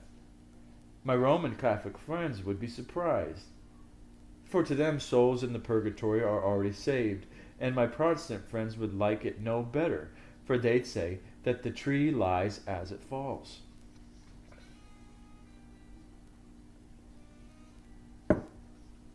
They're both right, maybe. Do not fash yourself with such questions. Ye cannot fully understand the relations of choice in time till you are beyond both. And ye were not brought here to study such curiosities. What concerns you is the nature of the choice itself, and that ye can watch them make it. Well, sir, I said, that also needs explaining. What do they choose? These souls who go back, I have yet seen no others. And how can they choose it? Milton was right, said my teacher. The choice of every lost soul can be expressed in the words, better to reign in hell than serve in heaven. There is always something they insist on keeping, even at the price of misery. There is always something they prefer to joy, that is, to reality. Ye see it easily enough to be a spoiled child, and what would sooner miss its play and its supper than say it was sorry and be friends. Ye call it the sulks, but in adult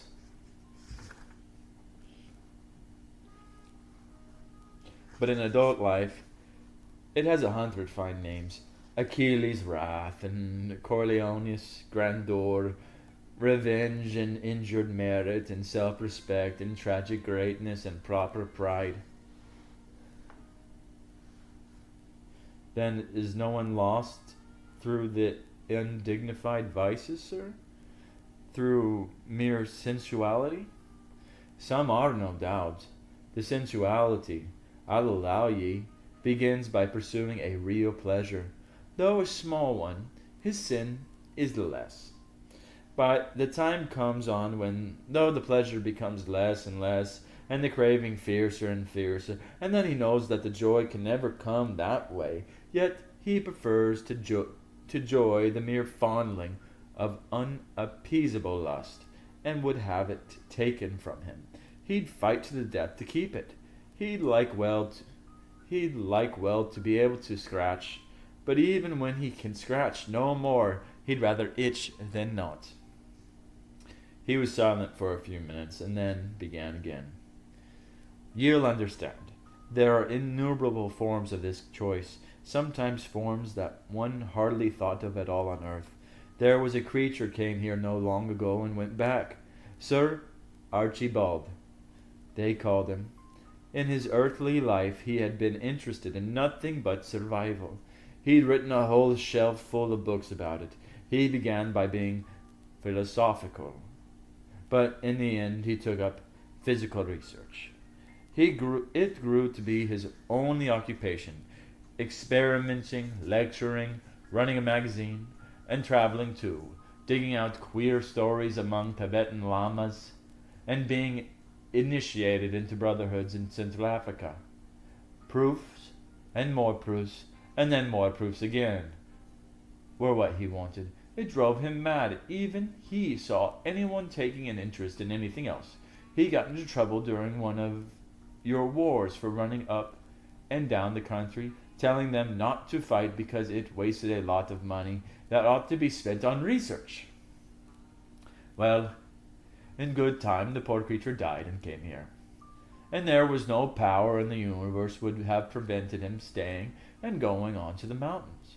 But do ye think that did him any good? This country was no use of him at all. Everyone here had survived already. Nobody took the least interest in the question. There was nothing more to prove. His occupation was clean gone. Of course, if he would only have admitted that he'd mistaken the means for the end and had a good laugh at himself, he could have begun all over again like a little child and enter into joy. But he would not do that. He cared nothing about joy. In the end, he went away. How fantastic, said I.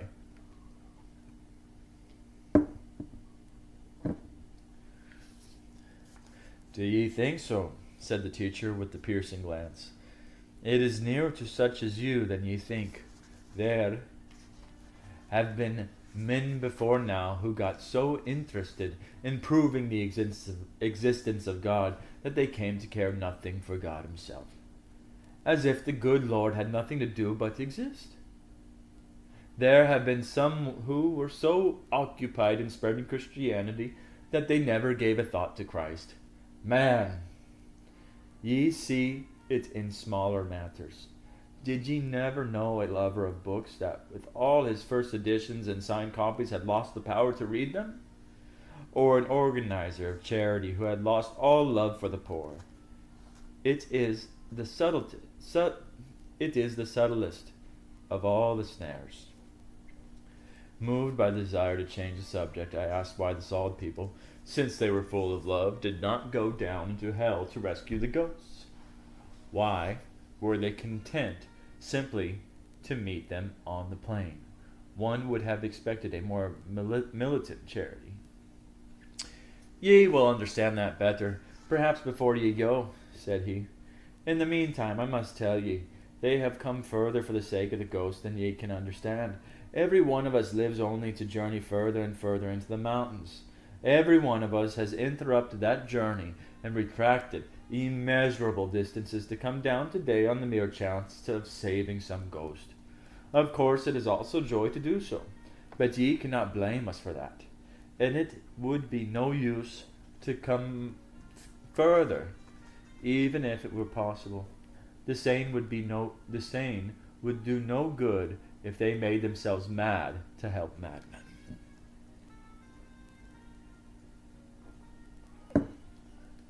But what of the poor ghosts who never get into that omnibus at all?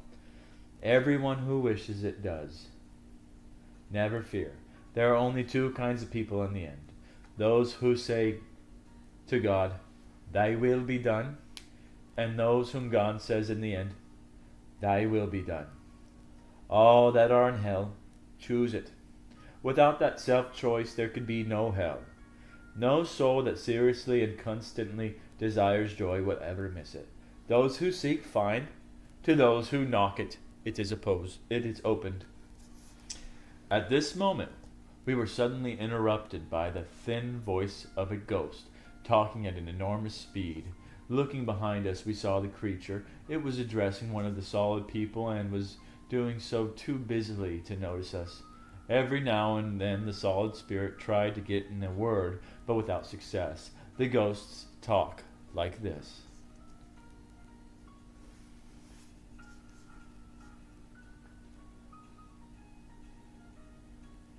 "Oh, my dear, I've had such a dreadful time. I don't know I ever got here at all. I was coming from Ellinor and we'd arranged the whole thing, and we were to meet at the corner of the Sink Street. I made it perfectly plain, because I knew that what she was like, and if I told her once, I told her 100 times, I would not meet her outside that dreadful Major Banks woman's house, not after the way she'd treated me. That was one of the most dreadful things that happened to me. I've been dying to tell you because I felt sure you'd tell me I acted rightly. No, wait a minute, dear. I'll have told. No, wait a minute, dear, till I've told you. I tried living with her when I first came, and it was all fixed up. She was to do the cooking, and I was to look after the house, and I did think I was going to be comfortable after all I'd been through, but she turned out to be so changed. Absolutely selfish, and not a particle of sympathy for anyone but herself. And as I once said to her, I do think I'm entitled to a little consideration because you at least lived out your time, but I oughtn't to have been here for years and years yet. Oh, but of course I'm forgetting, you don't know. I was murdered, simply murdered, dear. That man should never have operated. I ought to be alive today, and they simply starved me in that dreadful nursing home, and no one ever came near me, and... The shrill, monotonous whine died away in the speaker, still accompanied by the bright patience of her side. Bright patience at her side, moved out of hearing. "What troubles ye, son?" asked my teacher. "I am troubled, sir," said I, "because that unhappy creature doesn't seem to me to be the sort of soul that ought to be even in danger of damnation. She isn't wicked. She's only a silly, garrulous old woman who has got into a habit of grumbling, and feels a little kindness and rest. Who feels that a little kindness and rest and change would do her all right. That is what she once was. This is maybe what she still is. If so, she certainly will be cured. But the whole question is whether she is now a grumbler.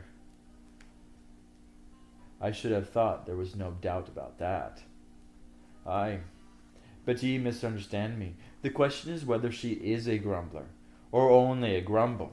If there is a real woman, even the least trace of one, still there inside the grumbling, it can be brought to life again. If there's one wee spark under all those ashes, we'll blow it till the whole pile is red and clear. But if there's nothing but ashes, we'll not go on blowing them in our own eyes forever. They must be swept away. But how can there be a grumble without a grumbler? The whole difficulty of understanding hell is that the thing to be understood is so nearly nothing. But you'll have had experiences. It begins with a grumbling mood, and yourself still distinct from it, perhaps criticizing it, and yourself, in a dark hour, may will that mood, embrace it. Ye can repent and come out of it again, but there may come a day when you can do that no longer.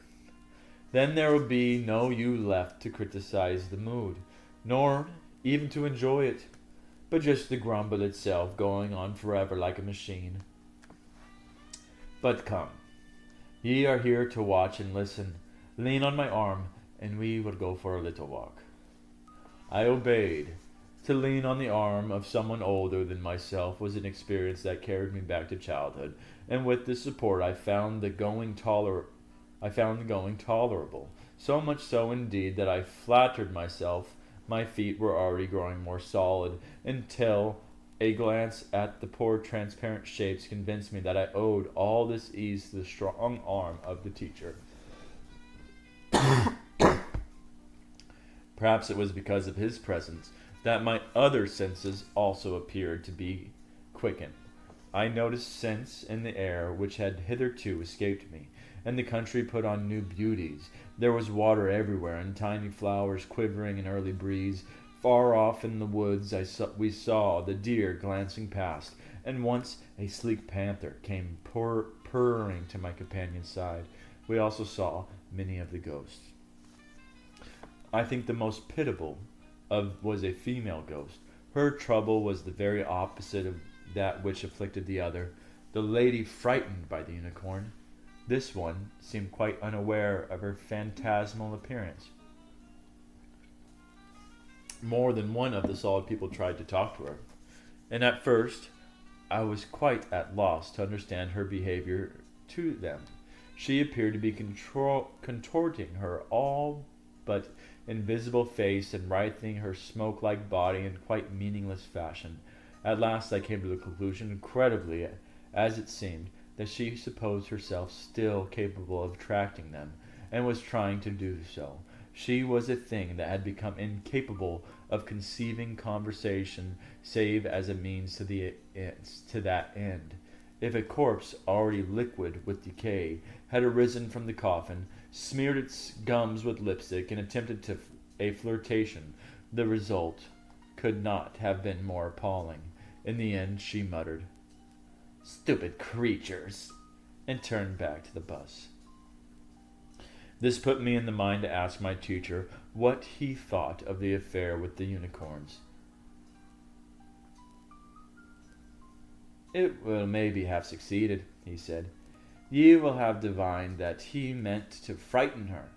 Not that fear itself could make her less of a ghost, but if it took her mind a moment off herself, there might be in that moment be a chance. I have seen them saved so." We met several ghosts that had come so near to heaven only in order to tell the celestials about hell. Indeed, this is one of the commonest types. Others, who had perhaps been, like myself, teachers of some kind, actually wanted to give lectures about it. They brought fat notebooks full of statistics and maps, and none of them a magic lantern. Some wanted to tell anecdotes of the notorious sinners of all ages whom they had met below, but the most part seemed to think that the mere fact of having contrived for themselves so much misery gave them a kind of superiority. "You have led a sheltered life," they bawled. "You don't know the seamy side. We'll tell you. We'll give you some hard facts." As if to tinge heaven with infernal images and colors had been the only purpose for which they came, all alike so far as I could judge from my own exploration of the lower world, where wholly unreliable and all equally inquirious about the country in which they had arrived. They repelled every attempt to teach them, and when they found that nobody listened to them, they went back one by one to the bus. This curious wish to describe hell turned out however, to be only the mildest form of a desire very common among the ghosts, the desire to extend hell, to bring it bodily, if they could, into heaven.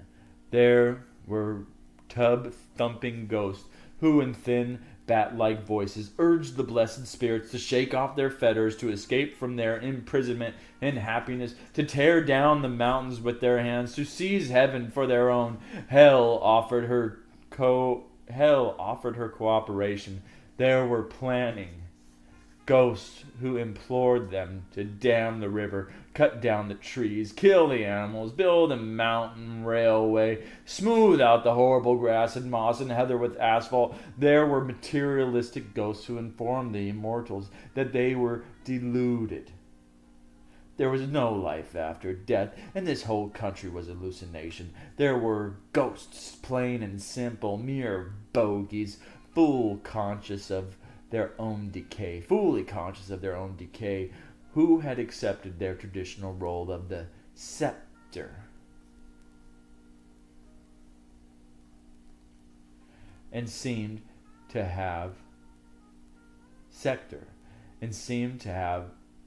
hope they could frighten someone. I had no idea that this desire was possible, but my teacher reminded me that pleasure of frightening is by no means unknown on earth, and also of Tacitus saying, They terrify lest they should fear. When the debris of the decaying human soul finds itself crumbling into ghosthood and realize, I myself am now that which all humanity has feared, I am just that cold churchyard shadow, that horrible thing which cannot be, yet somehow is, then to terrify others appears to be an escape from the doom of being a ghost, yet still fearing ghosts, fearing even the ghost it is. For to be afraid of oneself is the last horror. But beyond all these, I saw other grotesque phantoms in which hardly a trace of the human form remained. Monsters who had faced the journey to the bus stop, perhaps for them it was thousands of miles, and come up to the country of the shadow of life, and limped far into it over the torturing grass, only to spit and gibber out in one ecstasy of hatred their envy, and what is harder to understand, their contempt of joy. The voyage seemed to them a small price to pay if once, only once, within sight of that eternal dawn, they could tell the prigs, the toffs, the sanctimonious humbugs, the snobs, the haves, what they thought of them. How do they come to be here at all? I asked my teacher. I have seen that kind converted, said he, when those ye would think less deeply damned have been. I have seen that kind converted, said he, when those ye would think less deeply damned have gone back. Those that hate goodness are sometimes nearer than those that know nothing at all about it, and think they already have it, already. Wishtna.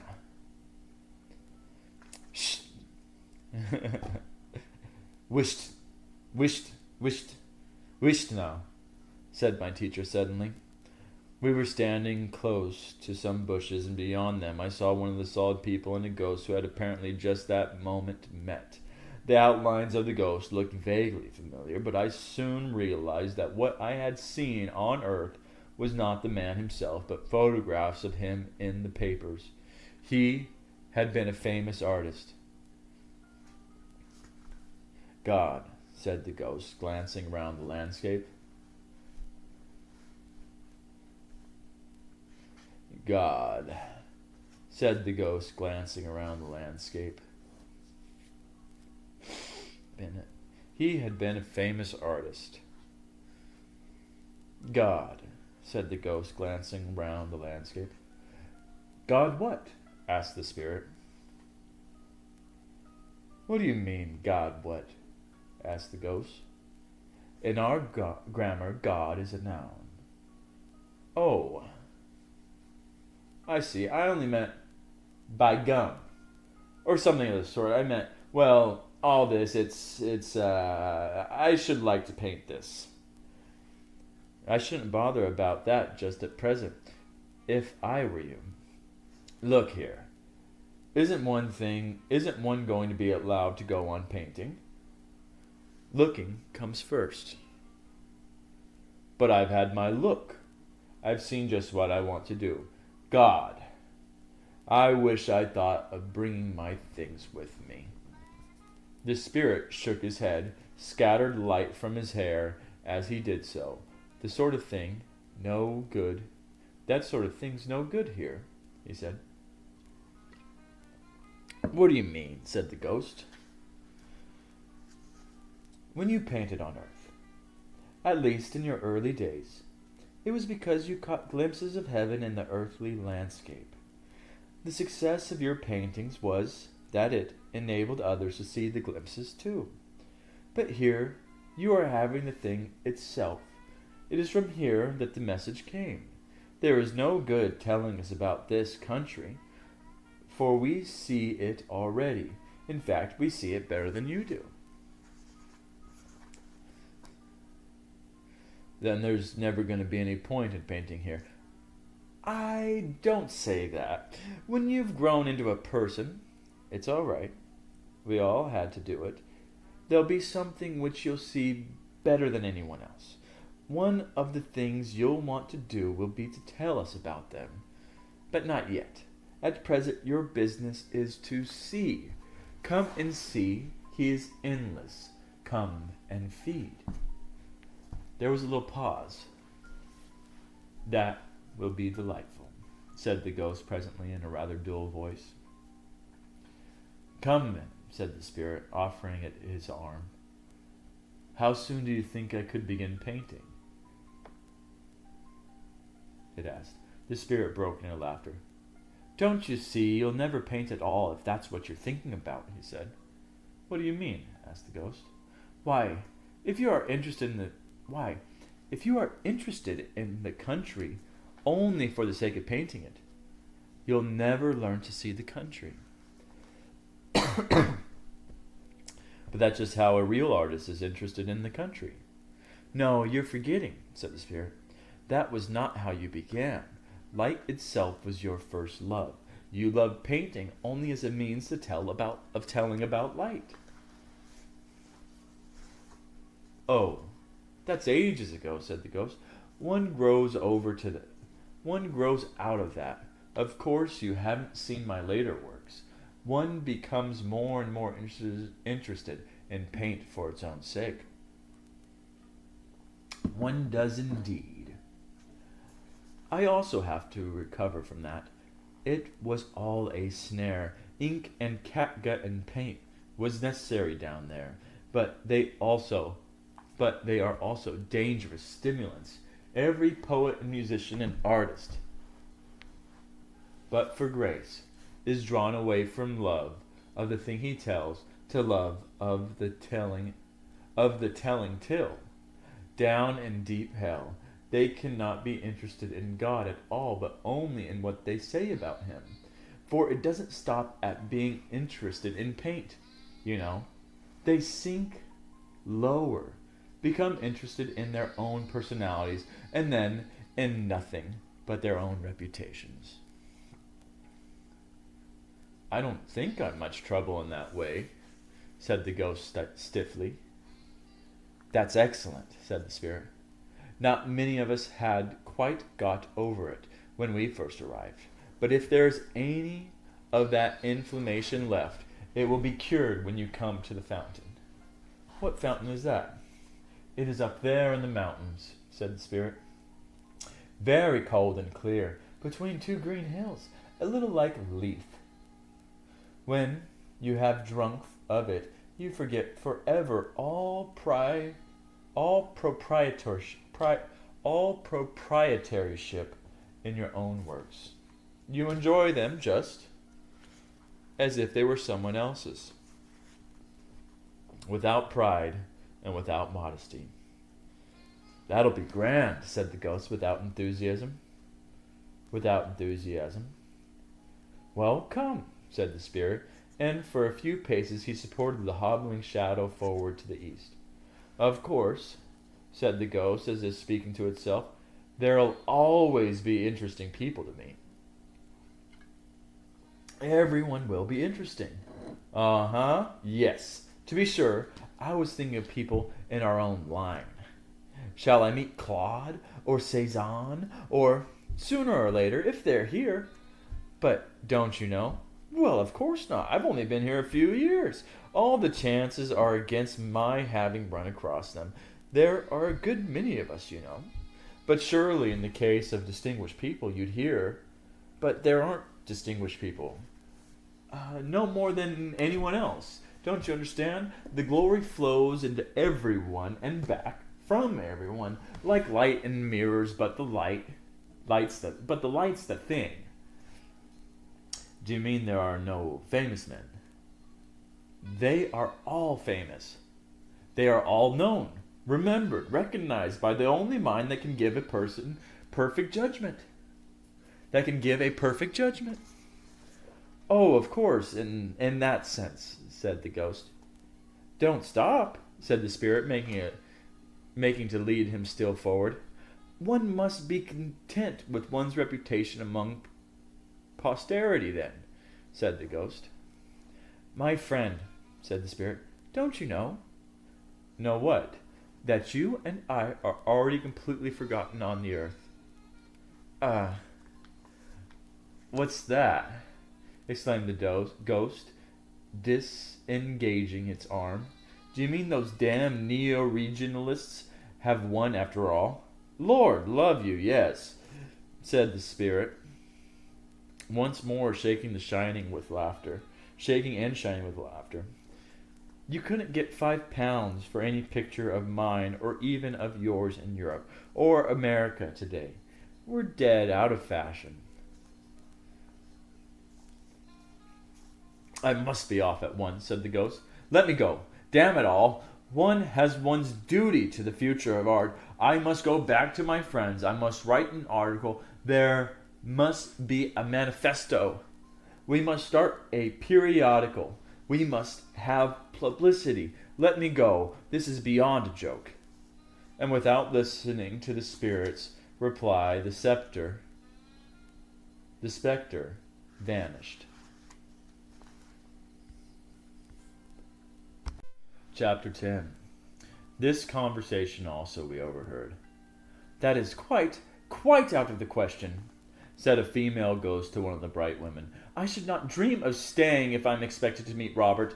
I am ready to forgive him, of course, but anything more is quite impossible. How he's come to be here. But that is your affair. But if you have forgiven him, said the other, surely I forgive him as a Christian, said the ghost. But there are some things one can never forget. But I don't understand, began the she-spirit. Exactly, said the ghost with a little laugh. You never did. You always thought Robert could do no wrong. I know. Please don't interrupt me for one moment. You haven't the faintest conception of what I went through with your dear Robert. The ingratitude. It was I who made a man of him, sacrificed my whole life to him, and what was my reward? Absolute, utter selfishness. No, but listen. He was pottering along in about 600 a year when I married him. And mark my word, Hilda, he'd have been in that position to the day of his death if it hadn't been for me. It was I who had to drive him every step of the way. He had a spark of ambition. It was like trying to lift a sack of coal. I had to positively nag him to take on that extra work on the other department, though it was really the beginning of everything for him. The laziness of men. He said, if you please, he couldn't work more than 13 hours a day. As if I weren't working far longer. For my days, work wasn't over when his was. I had to keep him going all evening. If if you understand what I mean. If he'd had his way, he'd have just sat in an armchair and soaked when dinner was over. It was I who had to draw him out of himself and brighten him up and make conversation, with no help from him, of course. Sometimes he didn't even listen. As I said to him, I should have thought good manners, if nothing else. He seemed to have forgotten that I was a lady, even if I had married him. And all the time I was working my fingers to the bone for him, and without the slightest appreciation, I used to spend simply hours arranging flowers to make the poky little house nice, and and instead of thanking me, what do you think he said? He said he wished I wouldn't fill up the writing desk with them when he wanted to use it, and there was perfectly frightful fuss one evening because I'd spilled one of the vases over some papers of his. It was all nonsense, really, because they weren't anything to do with his work. He had some silly idea of writing a book in those days. As if he could. I cured him of that in the end. No, Hilda. You must listen to me. The trouble I went to entertaining Robert's ideas was that he'd just slink off by himself every now and then, see what he called his old friends, and leave me to amuse myself. But I knew from the first that those friends were doing him no good. No, Robert, said I, your friends are now mine. It is my duty to have them here, however tired I am and however little we can afford it. You'd have thought that would have been enough, but they did come for a bit. That is where I had to use a certain amount of tact. A woman who has her wits about her can always drop in a word here and there. I wanted Robert to see them against a different background. They weren't quite at their ease somehow. In my drawing room, not at their best. I couldn't help laughing sometimes. Of course, Robert was uncomfortable while the treatment was going on, but it was all for his own good in the end. None of that set were friends of his any longer by the end of the first year. And then he got the new job. A great setup. But what do you think? Instead of realizing that we now had a chance to spread out a bit, all he said was, "Well now, for God's sake, let's have some peace." That nearly finished me. I nearly gave him up altogether, but I knew my duty. I have always done my duty. You can't believe the work I had getting him to agree to a bigger house, and then finding a house. I wouldn't have grudged it one scrap if only he'd taken it in the right spirit, if only he'd seen the fun of it all. If he'd been a different sort of man, it would have been fun meeting him on the doorstep as he came back from the office and saying, Come along, Bobs. No time for dinner tonight. I've just heard of a house near Watford, and I've got the keys, and we can get there and back by 1 o'clock. But with him, it was perfect misery, Hilda. For by this time your wonderful Robert was turning into the sort of man who cares about nothing but food. Well, I got him into the new house at last. Yes, I know. It was a little more than we could really afford at the moment, but all sorts of things were opening out before him, and of course I began to entertain properly. No more of his sorts of friends, thank you. I was doing all his sake. I was doing it all for his sake. Every useful friend he ever made was due to me. Naturally, I had to dress well. They ought to have been the happiest years of both our lives. If they weren't, He had no one but himself to thank. Oh, he was a maddening man. Simply maddening. He just set himself to get old and silent and grumpy. Just sank into himself. He could have looked years younger if he'd taken the trouble. He needn't have walked with a stoop. I'm sure I warned him about that often enough. He was the most miserable host. Whenever we gave a party, everything rested on my shoulders. Robert was simply a wet blanket. As I said to him, and if I said it once, I said it 100 times. He hadn't always been like that. There had been a time when he took an interest in all sorts of things and had been quite ready to make friends. "What on earth is coming over you?" I used to say, but now he just didn't answer at all. He would sit staring at me with his great big eyes. I came to hate a man with dark eyes, and I know it now. Just hating me. That was my reward. After all I'd done, sheer, wicked, senseless hatred, at the very moment when he was a richer man than he'd ever dreamed of being. As I used to say to him, "Robert, you're simply letting yourself go to seed." The younger men who come to the house, the younger men who came to the house, it wasn't my fault if they liked me better than my old bear of a husband, used to laugh at him. I did my duty to the very end. I forced him to take exercise. That was really my chief reason for keeping a Great Dane. I kept on giving parties. I took him for the most wonderful holidays. I saw that he didn't drink too much, even when things became desperate. I encouraged him to take up his riding again. It couldn't do any harm by then. How could I help it if he did have a nervous breakdown in the end?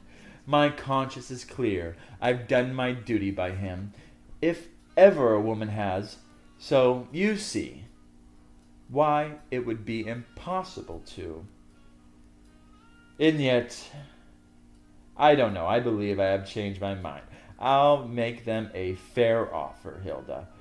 I will not meet him if it means just meeting him and no more. But if I'm given a free hand, I'll take charge of him again. I will take up my burden once more, but I must have a free hand. With all the time one would have here, I believe I could still make something of him. Somewhere quiet to ourselves. Wouldn't that be a good plan? He's not fit to be on his own. Put me in charge of him. He wants firm handling. I know him better than you do. What's that? No. Give him to me. Do you hear? Don't consult him. Just give him to me. I'm his wife, aren't I? I was only beginning. There's lots of things I still want to do with him. No, listen, Hilda. Please, I'm so miserable. I must have someone to do things to. It's simply frightful down there. No one minds about me at all. I can't alter them. It's dreadful to see them all sitting about and not able to do anything with them. Give him back to me. Why should he have everything his own way? It's not good for him. It isn't right. It's not fair. I want Robert. What right have you to keep him from me? I hate you. How can I pay out if you won't let me have him? The ghost, which had towered up like a dying candle flame, snapped suddenly. A sour, dry smell lingered in the air for a moment, and then there was no ghost to be seen.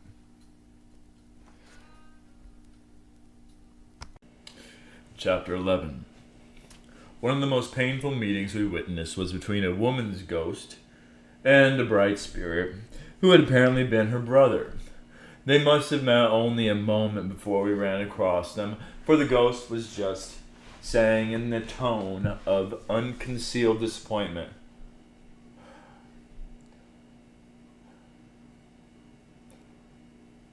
Oh, Reginald, it's you, is it? Yes, dear, said the spirit. I know you expected someone else. I hope you can be a little glad to see me, even me, for the present. I did think Michael would have come, said the ghost, and then, almost fiercely, he is here, of course. He's there, far up in the mountains. Why hasn't he come to meet me? Didn't he know? My dear, don't worry. It will all come right presently. It wouldn't have done, not yet. He wouldn't be able to see or hear you as you are present. You'd be totally invisible to Michael, but we'll soon build you up.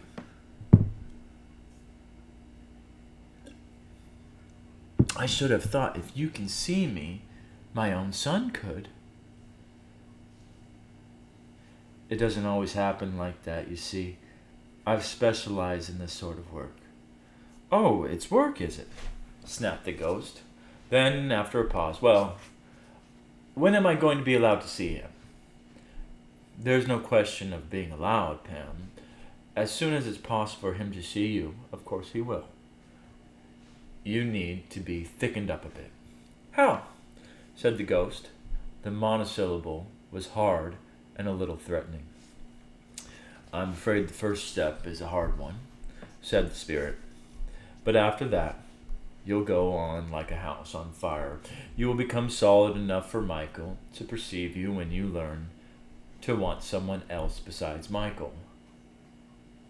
I don't say more than Michael, not as a beginning. That will come later. It's only the little gem of a desire for God that we need to start the process. Oh, you mean the religion and all that sort of thing. This is hardly the moment. And from you, of all people.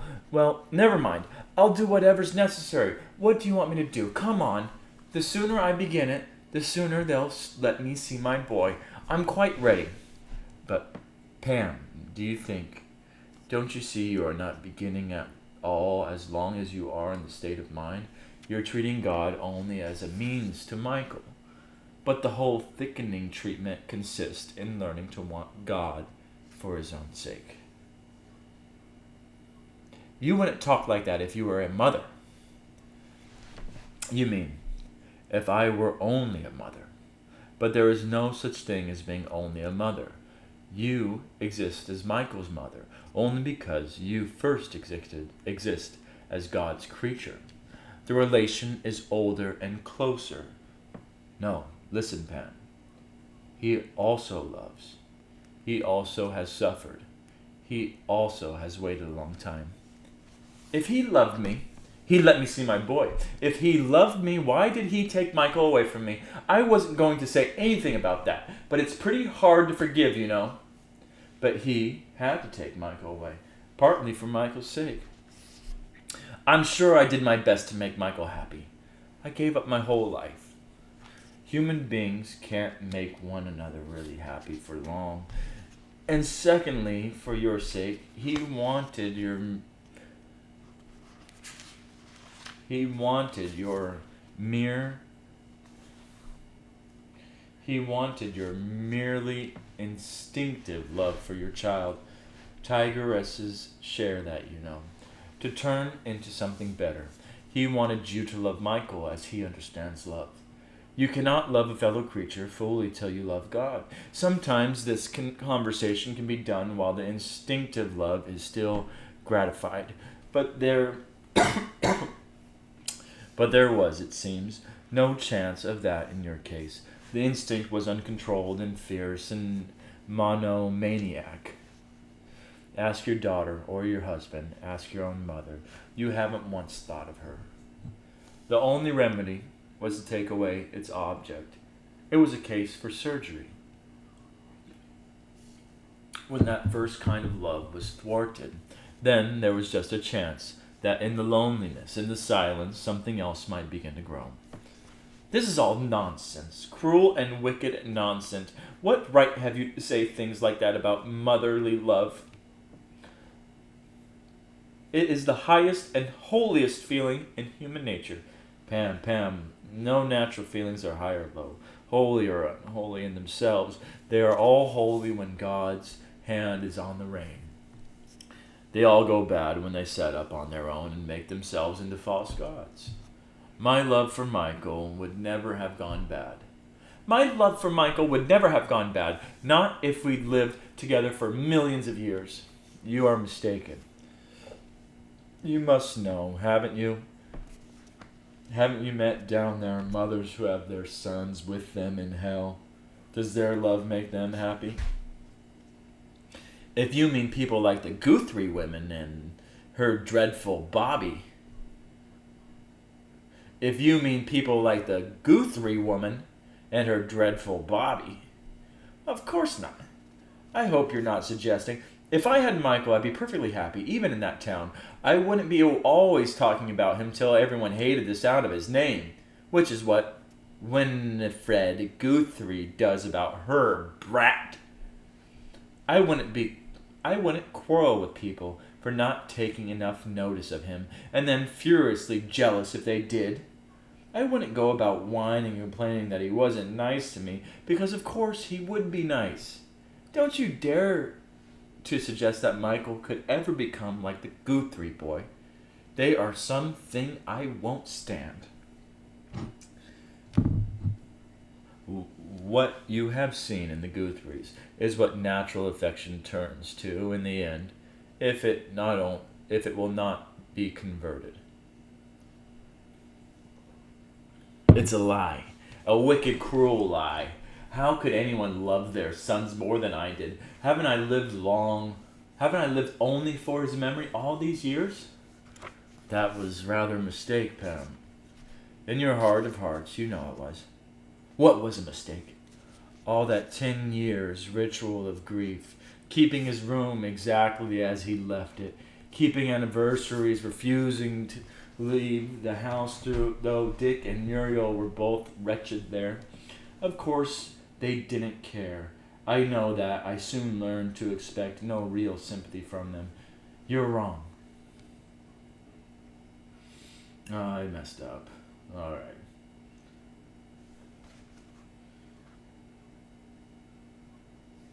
What was a mistake? All that 10 years ritual of grief, keeping his room exactly as he left it, keeping anniversaries, refusing to leave that house though Dick and Muriel were both wretched there. Of course they didn't care. I know that. I soon learned to expect no real sympathy from them. You're wrong. No man ever felt his son's death more than Dick. Not many girls loved their brothers better than Muriel. It wasn't against Michael they revolted. It was against you. Against their whole life, dominated by the tyranny of the past. And not really even Michael's past, but your past. You are heartless. Everyone is heartless. The past was all I had. It was all you chose to have. It was the wrong way to deal with the sorrow. It was Egyptian, like embalming a dead body. Oh, of course, I'm wrong. Everything I say or do is wrong, according to you. But of course, said the spirit, shining with love and mirth, so that my eyes were dazzled. That's what we all find when we reach this country. We've all been wrong. That's the great joke. There's no need to go on pretending one was right. After that, we begin living.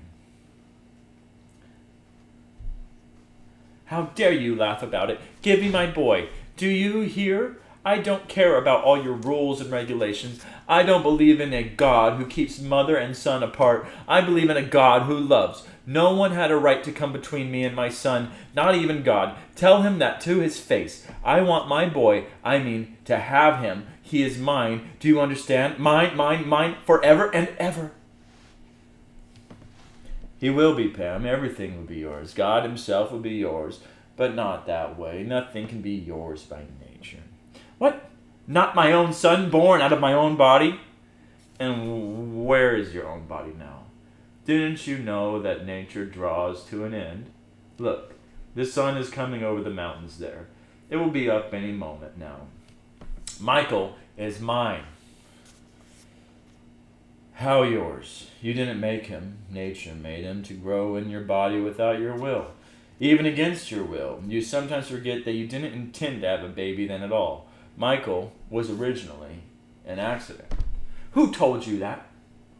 Said the ghost, and then, recovering itself, It's a lie. It's not true. And it's no business of yours. I hate your religion, and I hate and despise your God. I believe in a God of love. And yet, Pam, you have no love at this moment for your own mother or for me.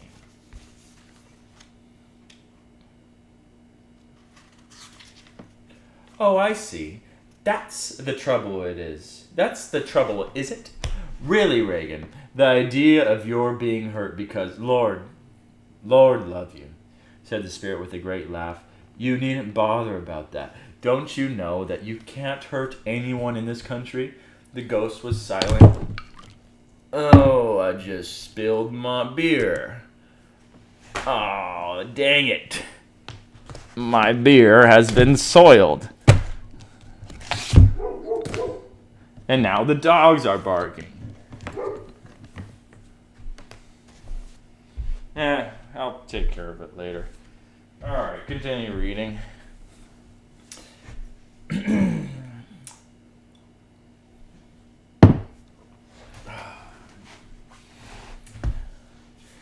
You can't hurt anyone in this country. The ghost was silent and open-mouthed for a moment, more wilted, I thought, by this reassurance than by anything else that had been said. Come, we will go a bit further. Come, we will go a bit further, said my teacher, laying his hand on my arm. Why did you bring me away, sir? Said I, when we had passed out of earshot of this unhappy ghost. It might take a long while, that conversation, said my teacher. And ye have heard enough to see what the choice is. Is there any hope for her, sir? Aye, there's some. What she calls her love for her son has turned into a poor, prickly, astringent sort of thing. But there's still a wee spark of something that's not just herself in it, that might be blown into a flame. Then some natural feelings are really better than others. Are a better starting point for the real thing. Better and worse. There's something in natural affection which will lead it on to eternal love, more easily than natural appetite could be led on.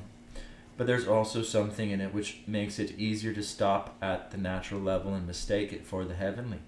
Brass is mistaken for gold more easily than clay. And if it finally refuses conversation, its corruption will be worse than the corruption of what ye call the lower passions. It is a stronger angel. And therefore, when it falls, a fiercer devil. I don't know that I dare repeat this on earth, sir, said I. They'd say I was inhuman. They'd say I believed in total depravity. They'd say I was attacking the best and the holiest thing they'd call me. They'd call me.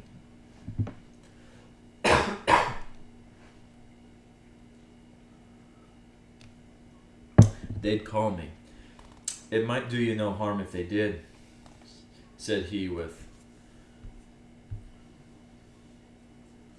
I really thought, a twinkle in his eye.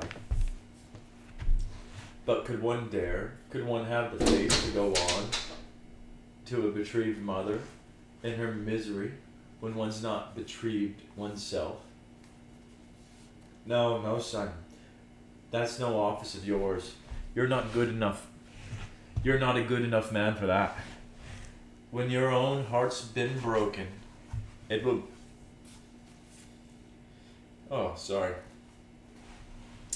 No, son. That's no office of yours. You're not good enough, man. You're not a good enough man for that.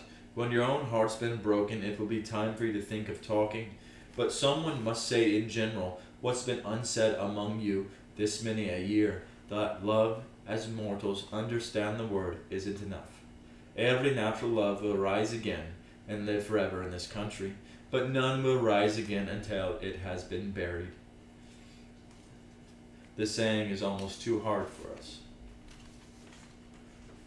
But it's cruel not to say it. That they know, that they that know have grown afraid to speak. That is why sorrow. That is why sorrows that used to purify now only fester. Keats was wrong then, when he said he was certain of the holiness of the heart's affection. I doubt if he knew clearly what he meant, but you and I must be clear. There is but one good, that is God. Everything else is good when it looks to him, and bad when it turns from him. And the higher and mightier it is in the natural order, the more demoniac it will be if it rebels. It's not out of bad mice or bad fleas you make demons, but out of bad archangels. The false religion of lust is baser than the false religion of mother, love, or patriotism, or art. But lust is less likely to be made into religion. But look, I saw coming towards us a ghost who carried something on his shoulder. Like all the ghosts, he was unsubstantial, but they differed from one another as smoke differs. Some had been whitish. This one was dark and oily.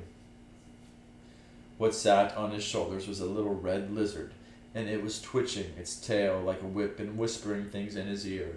As we caught sight of him, he turned his head to the reptile with a snarl of impatience. "Shut up, I tell you," he said. It wagged its tail and continued to whisper to him. He ceased snarling and presently began to smile. Then he turned and started to limp westward, away from the mountains. "Off so soon?" said a voice. The speaker was more or less human in shape, but larger than a man, and so bright that it could hardly look at him. His presence smote on my eyes and on my body too, for there was heat coming from him as well as light, like the morning sun at the beginning of a tyrannous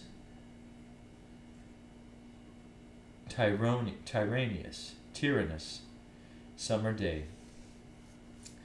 "Yes, I'm off," said the ghost.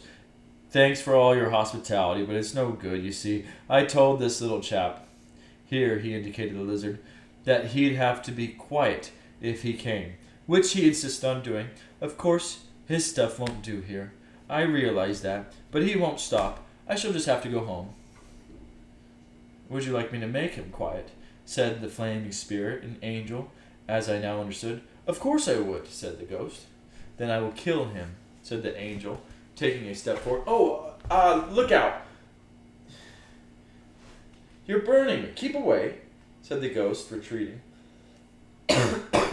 "Don't you want him killed?" "You didn't say anything about killing him at first. I hardly meant to bother you with anything so drastic as that." "It's the only way," said the angel. "It's the only way," said the angel, whose burning hands were now very close to the lizard. "Shall I kill it?"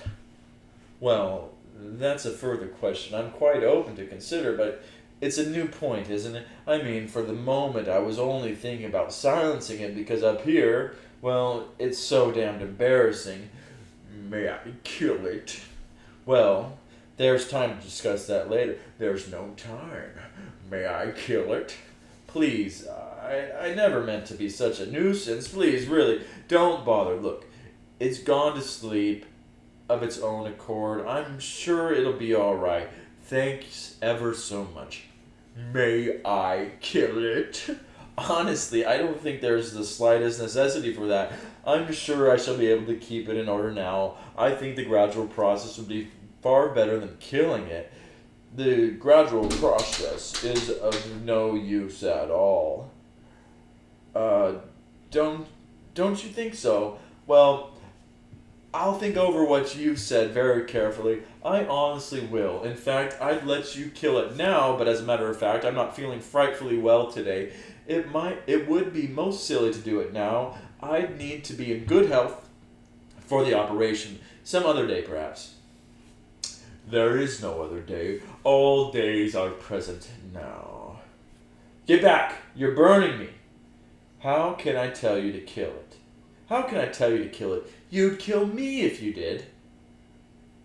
It is not so. Why, you're hurting me now. I never said it wouldn't hurt you. I said it wouldn't kill you. Oh, I know. You think I'm a coward.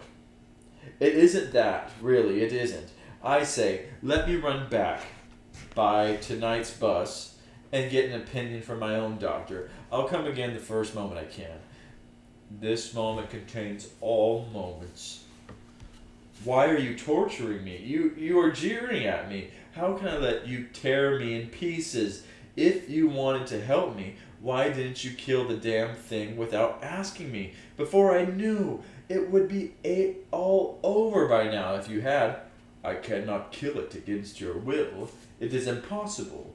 Have I your permission? The angel's hands were almost closed on the lizard, but not quite. Then the lizard began chattering to the ghost so loud that even I could hear what it was saying. Be careful, it said. He can do what he says. He can kill me. One fatal word from you and he will. Then you'll be without me forever and ever. It's not natural. How could you live? You'd be only a sort of ghost, not a real man as you are now. He doesn't understand. He's only a cold, bloodless, abstract thing. It may be natural for him, but it isn't for us. Yes, I know there are no real pleasures now, only dreams, but aren't they better than nothing? I'll be so good. I admit I've sometimes gone too far in the past, but I promise I won't do it again. I'll give you nothing but really nice dreams, all sweet and fresh and almost innocent. You might say quite innocent. Have I your permission? Said the angel to the ghost. I know it will kill me. It won't, but supposing it did, you're right. It would be better to be dead than to live with this creature. Then I may. Damn and blast you. Go on, can't you? Get it over. Do what you like, bellowed the ghost, but ended whimpering. God help me, God help me. Next moment the ghost gave a scream of agony such as never heard on earth. The burning one closed his crimson grip on the reptile, twisted it while it bit and writhed, and then flung it broken back on the turf. That's done for me, gasped the ghost, reeling backwards. For a moment, I could make out nothing distinctly. Then I saw between me and the nearest bush, unmistakably, solid but growing every moment solider, the upper arm of the shoulder of a man. Then, brighter still and stronger, the legs and hands, the neck and golden head materialized while I watched. And if my attention had not wavered, I should have seen the actual completing of a man, an immense man, naked, not much smaller than the angel. What distracted me was the fact that at the same moment, something seemed to be happening to the lizard. At first, I thought the operation had failed. So far from dying, the creature was still struggling, even growing bigger as it struggled. And as it grew, it changed. Its hinder parts grew rounder. The tail, still flickering, became a tail of hair and flickered between huge and glossy buttocks. Suddenly, I started back, rubbing my eyes. What stood before me was the greatest stallion I had ever seen, silvery white, but with mane and tail of gold. It was smooth and shining, riffled with swells of flesh and muscle,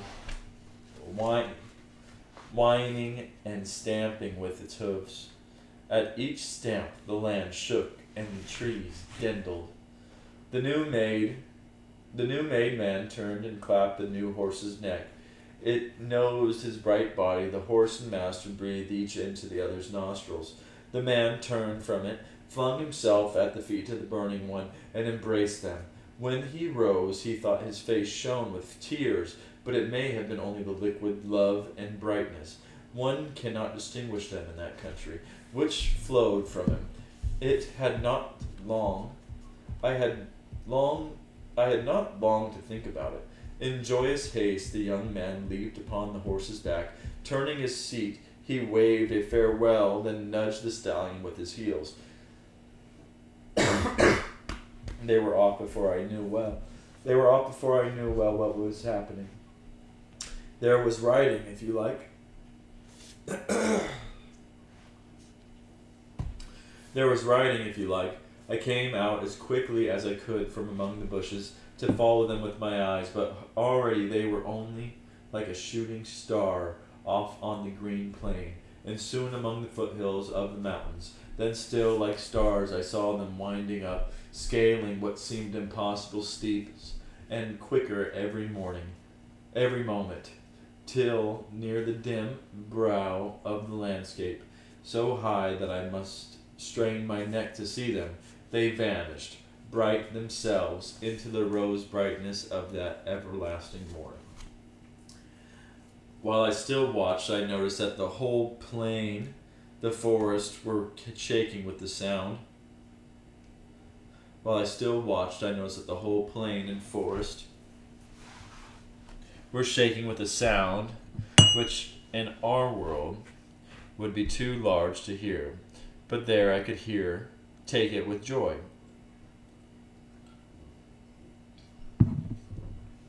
I knew it was not the solid people who were singing. It was the voice of that earth, those woods, and those waters, a strange, archaic, inorganic noise that came from all directions at once. The nature of arch nature, and the land rejoiced to have been once more ridden and therefore consummated in the person of the horse. It sang. The master says to our master, come up, share my rest and splendor, tell all nature that we're enemies, become slaves to... Oh, this has been a rough chapter. How many more pages do we got? Okay, 3 more pages. Singing.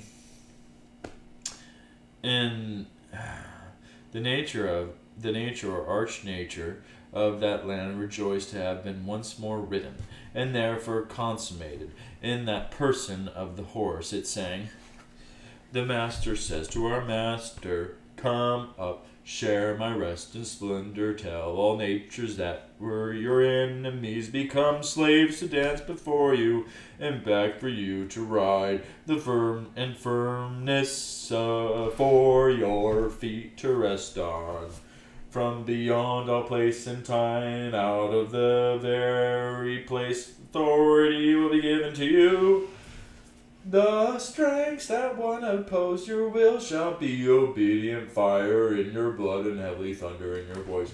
Overcome us that so overcome we may be ourselves. We desire the beginning of your reign as we desire dawn and dew.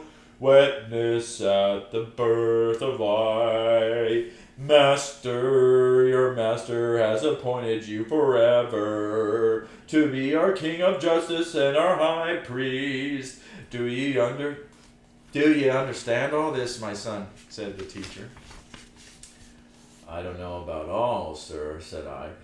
Am I right in thinking the lizard really turned into the horse? Aye. But it was killed first. You'll not forget that part of that story. I'll try not to, sir. But does it mean that everything this is in us can go on to the mountains? Nothing, not even the best and noblest can go on as now it is. Nothing, not even what is lowest and most bestial, will not be raised again if it submits to death. It is sown a natural body. It is raised a spiritual body. Flesh and blood cannot come to the mountains, not because they are too rank, but because they are too weak. What is a lizard compared with a stallion? Lust is a poor, weak, whimpering, whispering thing compared with that richness and energy of desire which will arise when lust has been killed. But am I to tell them at home that this man's sensuality proved less of an obstacle than that poor woman's love for her son? For that was, at any rate, an excess of love. Ye'll tell them no such thing, he replied sternly. Excess of love, did ye say? There was no excess, there was defect. She loved her son too little, not too much. If she had loved him more, there'd be no difficulty. I do not know how her affair will end, but it may well be that at this moment she's demanding to have him down with her in hell. That kind is sometimes perfectly ready to plunge the soul they say. That kind is sometimes perfectly ready to plunge the soul they say they love in endless misery, if only they can still in some fashion possess it. No, no. Ye must draw another lesson. Ye must ask, if the risen body, even of appetite, is as grand a horse as ye saw, what would the risen body of maternal love or friendship be? But once more my attention was diverted. Is there another river, sir? I asked. Chapter 12. The reason why I asked if there were another river was this.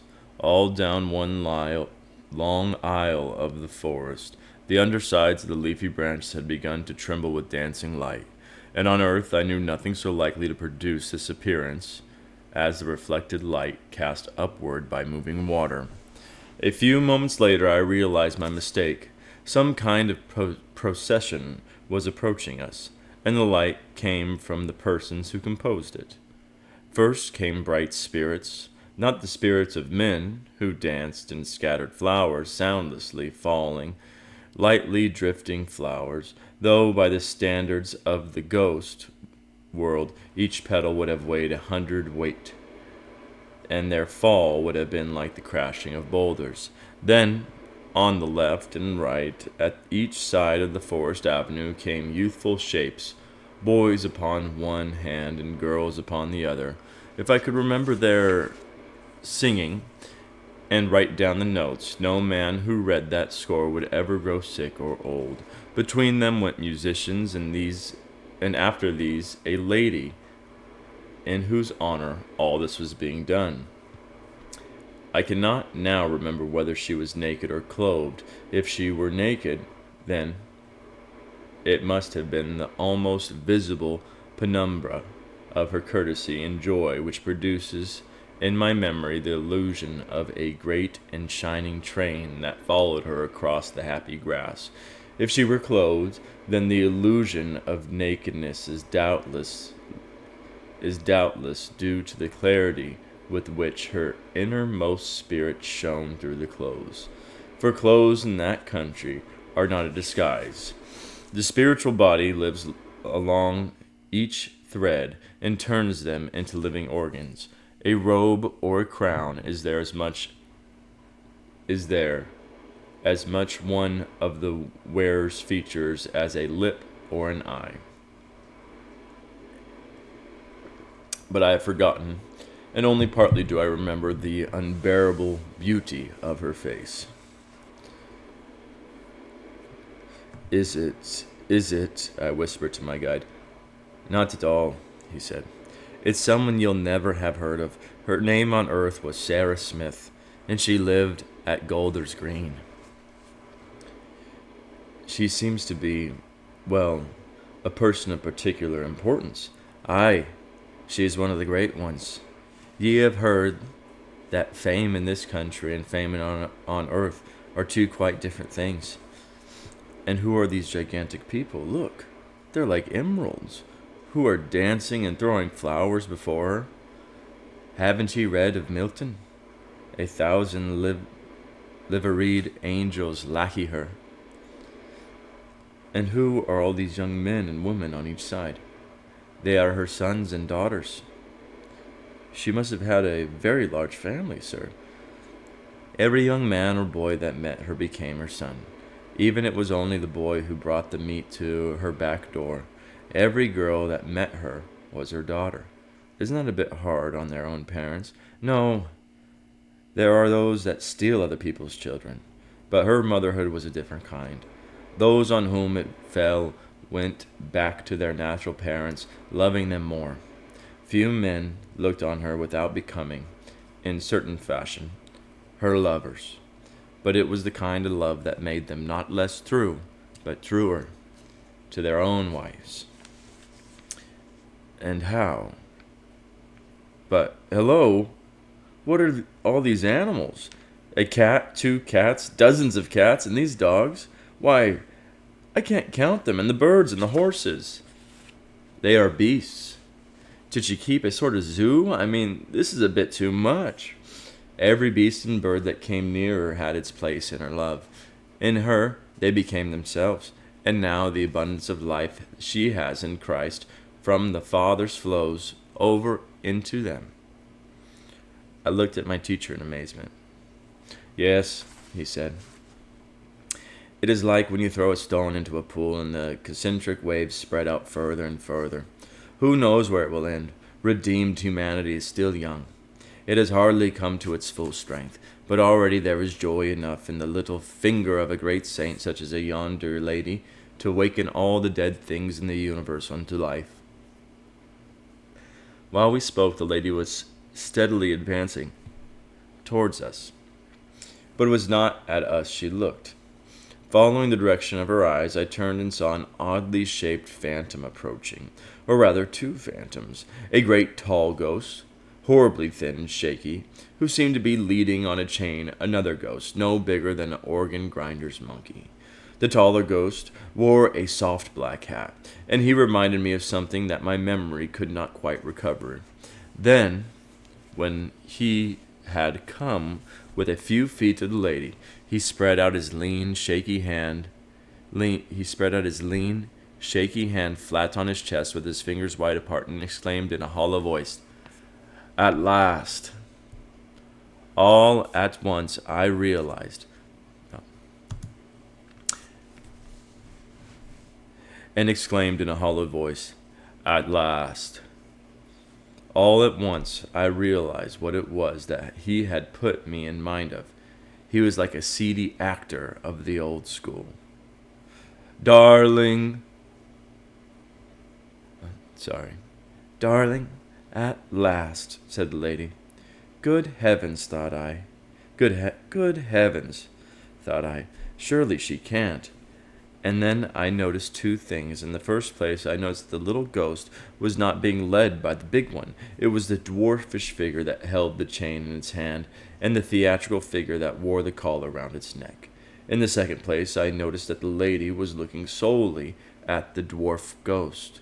She seemed to think it was the dwarf who had addressed her, or else she was deliberately ignoring the other. On the poor dwarf she turned her eyes. Love shone not from her face only, but from all her limbs, as if it were some liquid in which she had just been bathing. Then, to my dismay, she came nearer. She stooped down and kissed the dwarf. It made one shudder to see her in such close contact with that cold, damp, shrunken thing. But she did not shudder.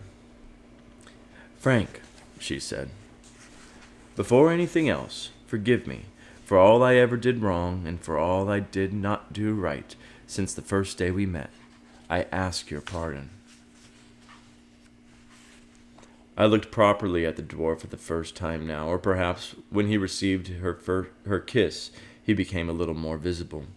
One could just make out the sort of face he must have had when he was a man, a little oval, freckle-faced, with a weak chin and tiny wisp of unsuccessful mustache.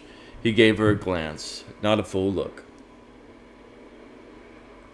He was watching the tragedian out of the corner of his eyes. Then he gave a jerk to the chain, and it was the tragedian, not he, who answered the lady. There, said the tragedian.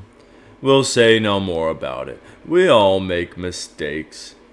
With the words, there came over his features a ghastly contortion which, I think, was meant for an indulgently playful smile. "We'll say no more," he continued. "It's not myself I'm thinking about, it's you. That is what has been continually on my mind all these years, the thought of you. You here, alone, breaking your heart about me." "But now," said the lady to the dwarf, "you can set all that aside. Never think like that again. It is all over." Her beauty brightened so that I could hardly see anything else, and under that sweet compulsion the dwarf really looked at her for the first time. For a second I thought he was growing more like a man. He opened his mouth. He himself was going to speak this time. But oh, the disappointment when the words came out. "You missed me," he croaked in a small, bleeding voice. Yet even when she was not taken aback, still the love and courtesy flowed from her. "Dear, you will understand about that very soon," she said. "But today, what happened next gave me a shock." The dwarf and the Tragedian spoke in unison, not to her, but to one another. "You'll notice," they warned one another, "she hasn't answered your question." I realized then that they were one person, or rather, that both were the remains of what had once been a person. The dwarf again rattled the chain.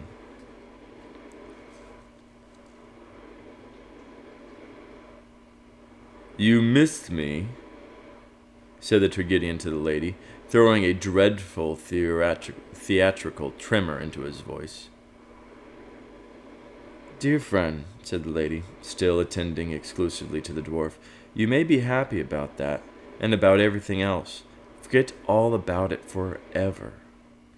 And really, for a moment, I thought the dwarf was going to obey, partly because the outline of his face became a little clearer, and partly because the invitation to all joy, singing out her whole being like a bird's song on an April evening, seemed to me such that no creature could resist. Then he hesitated, and then, once more, he and his accomplice spoke in unison. "Of course it would be rather fine and magnanimous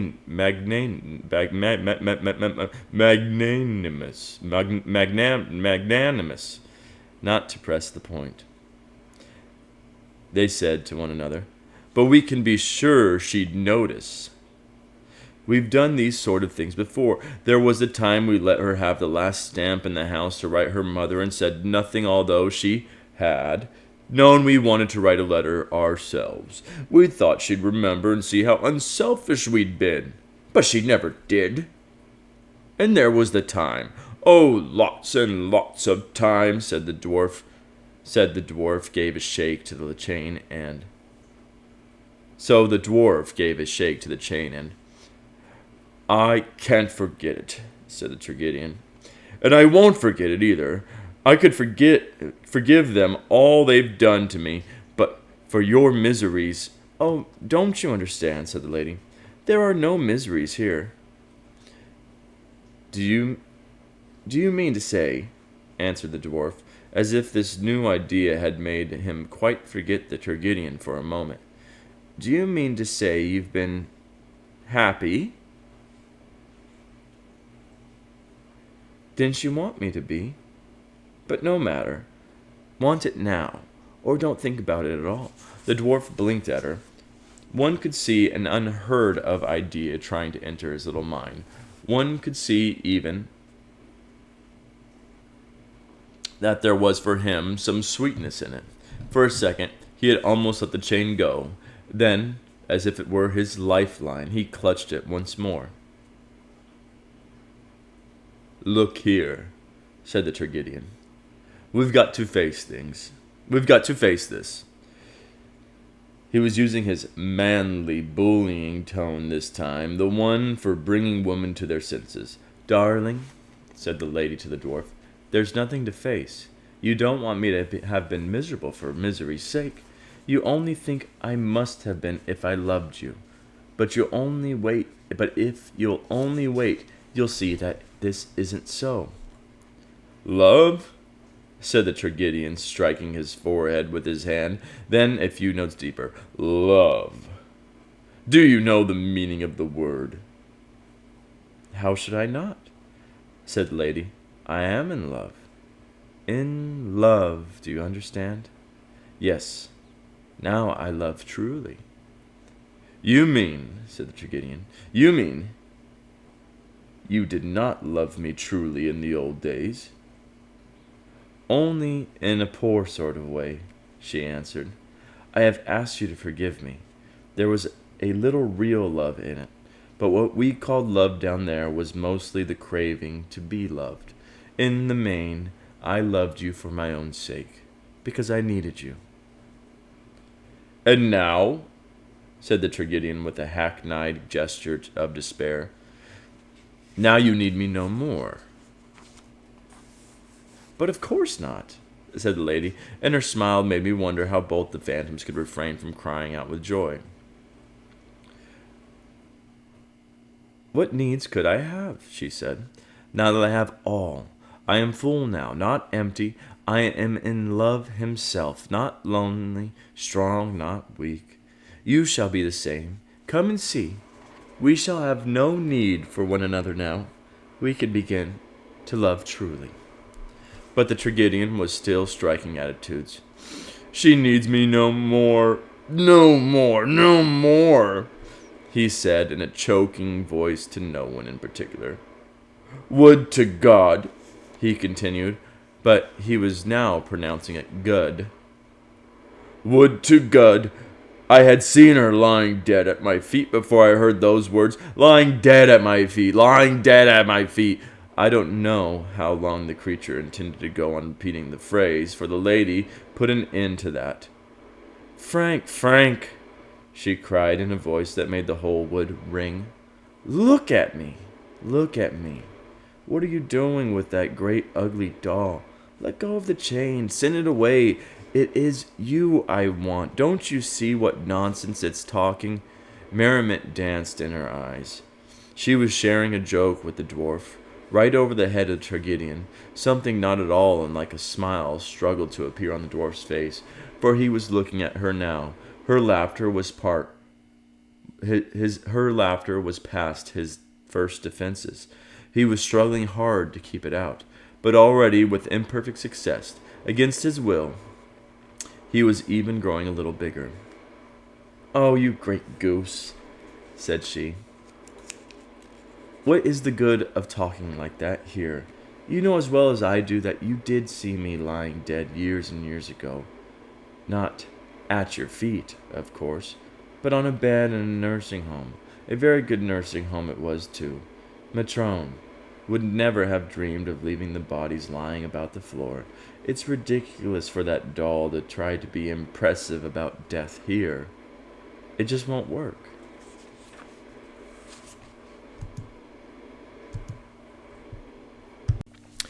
Chapter 13.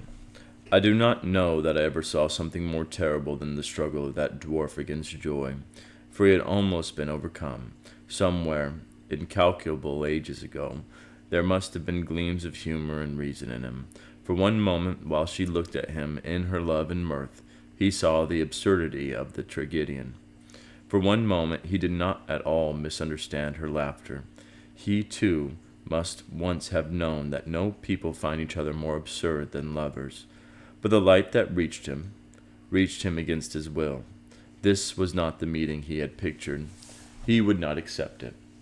Once more, he clutched at his death line, and at once the tragedian spoke up. You dare laugh at it, it stormed, to my face? And this is my reward. Very well. It is fortunate that you give yourself no concern to my fate. Otherwise, you might be sorry afterwards to think that you have driven me back to hell. What? Do you think I'd stay now? Thank you. I believe I'm fairly quick to recognize where I'm not wanted. Not needed, was the exact expression, if I remember rightly. From this time on, the dwarf never spoke again, but still the lady addressed it. Dear, no one sends you back. Here is all joy. Everything bids you stay. But the dwarf was growing smaller, even while she spoke. "Yes," said the tragedian, "on terms you might offer to a dog. I happen to have some self-respect left, and I see that my going will make no difference to you. It is nothing to you that I go back to the cold and the gloom and the lonely, lonely streets." Don't, Frank," said the lady. "Don't let it talk like that." But the dwarf was now so small that she had dropped to her knees to speak to it. The tragedian caught her words greedily as a dog catches a bone. "Ah, you can't bear to hear it," he shouted with miserable triumph. "That was always the way. You must be sheltered. Grim realities must be kept out of your sight. You, who can be happy without me, forgetting me. You don't want even to hear of my sufferings. You say, don't tell you, don't make you unhappy, don't break in on your sheltered, self-centered little heaven, and this is my reward." She stooped still lower to speak to the dwarf, which was now a figure no bigger than a kitten, hanging on the end of the chain with his feet off the ground. "That wasn't what I said, don't. That wasn't why I said don't," she answered. "I meant stopped acting. It's no good. He is killing you. Let go of that chain, even now." "Acting?" screamed the tragedian. "What do you mean?" The dwarf was now so small that I could not distinguish him from the chain to which he was clinging, and now, for the first time, I could not be certain whether the lady was addressing him or the tragedian.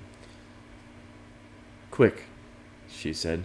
"There is still time. Stop it. Stop it at once." "Stop what?" "Using pity. Other people's pity in the wrong way. We have all done it a bit on earth, you know. Pity was meant to be a spur that drives joy to help misery. But it can be used the wrong way round. It can be used for a kind of blackmailing. Those who choose misery can hold joy up to ransom by pity. You see, I know now. Even as a child you did it. Instead of saying you were sorry, you went and sulked in the attic, because you knew that sooner or later one of your sisters would say, 'I can't bear to think of him sitting up there alone crying.' You used their pity to blackmail them, and they gave in the end. And afterwards, when we were married, oh, it doesn't matter. If only you will stop it." "And that," said the tragedian, "that is all you have understood of me, after all these years."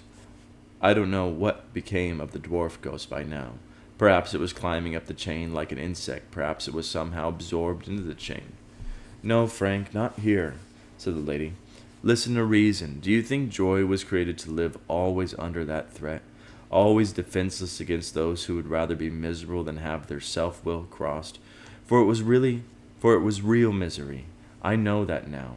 You made yourself really wretched. That you can still do. But you can no longer communicate your wretchedness. Everything becomes more and more itself. Here is joy that cannot be shaken. Our light can swallow up your darkness, but your darkness cannot now infect our light. No, no, no. Come to us. We will not go to you. Can you really have thought that love and joy would always be at the mercy of frowns and sighs? Did you not know they were stronger than their opposites? "Love? How dare you use that sacred word?" said the tragedian. At the same moment he gathered up the chain, which had now for some time been swinging uselessly at his side, and somehow disposed of it. I am not quite sure, but I think he swallowed it. Then, for the first time, it became clear that the lady saw and addressed him only. "Where is Frank?" she said. "And who are you, sir? I never knew you. Perhaps you had better leave me, or stay if you prefer. If it would help you, and if it were possible, I would go down with you into hell. But you cannot bring hell into me." "You do not love me," said the tragedian in a thin, battle-like voice, and he was now very difficult to see. "I cannot love a lie," said the lady. "I cannot love the thing which is not. I am in love, and out of it I will not go." There was no answer. The tragedian had vanished, the lady was alone in the woodland place, and a brown bird was hopping past her, bending with its light feet the grasses I could not bend. Presently the lady got up and began to walk away. The other bright spirits came forward to receive her, singing as they came. They sang, "A happy trinity is her home, nothing can trouble her joy. She is the bird that evades every night, the wild deer that leaps every pitfall. Like the mother bird is to its chickens, or a shield to the armed knight, so is the Lord to her mind in his unchanging lucidity. Bogies will not scare her in the dark, bullets will not frighten her in the day, falsehoods tricked out as truths assail her in vain. She sees through the lie as if it were glass. The invisible germ will not harm her, nor yet the glittering sunstroke. 1,000 fails to solve a problem, 10,000 shoots to wrong turning, but she passes safely through. He detailed the mortal God to attend her upon every road where she must travel. They take her hand to hard places. She will not stub her toes in the dark. She may walk among lions and rattlesnakes, among dinosaurs and nurseries of lionettes. He fell to her brimful with the immensity of life. He leads her to see the world's desire. And yet, said I to my teacher, when all the shapes in the singing had passed some distance away into the forest, even now I'm not quite sure is really tall. Even right now I'm not quite sure. Is it really tolerable that she should be untouched by his misery, even his self-made misery? Would ye rather he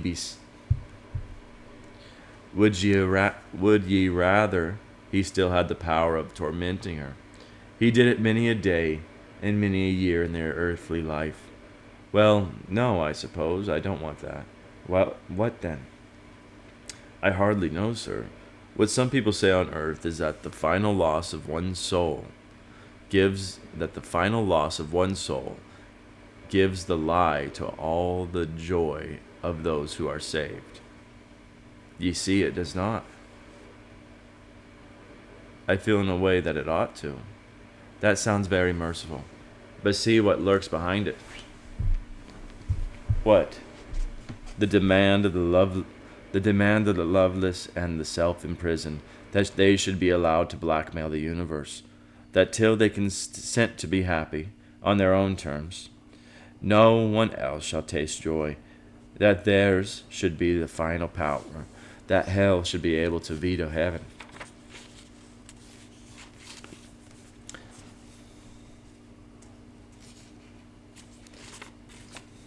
I don't know what I want, sir.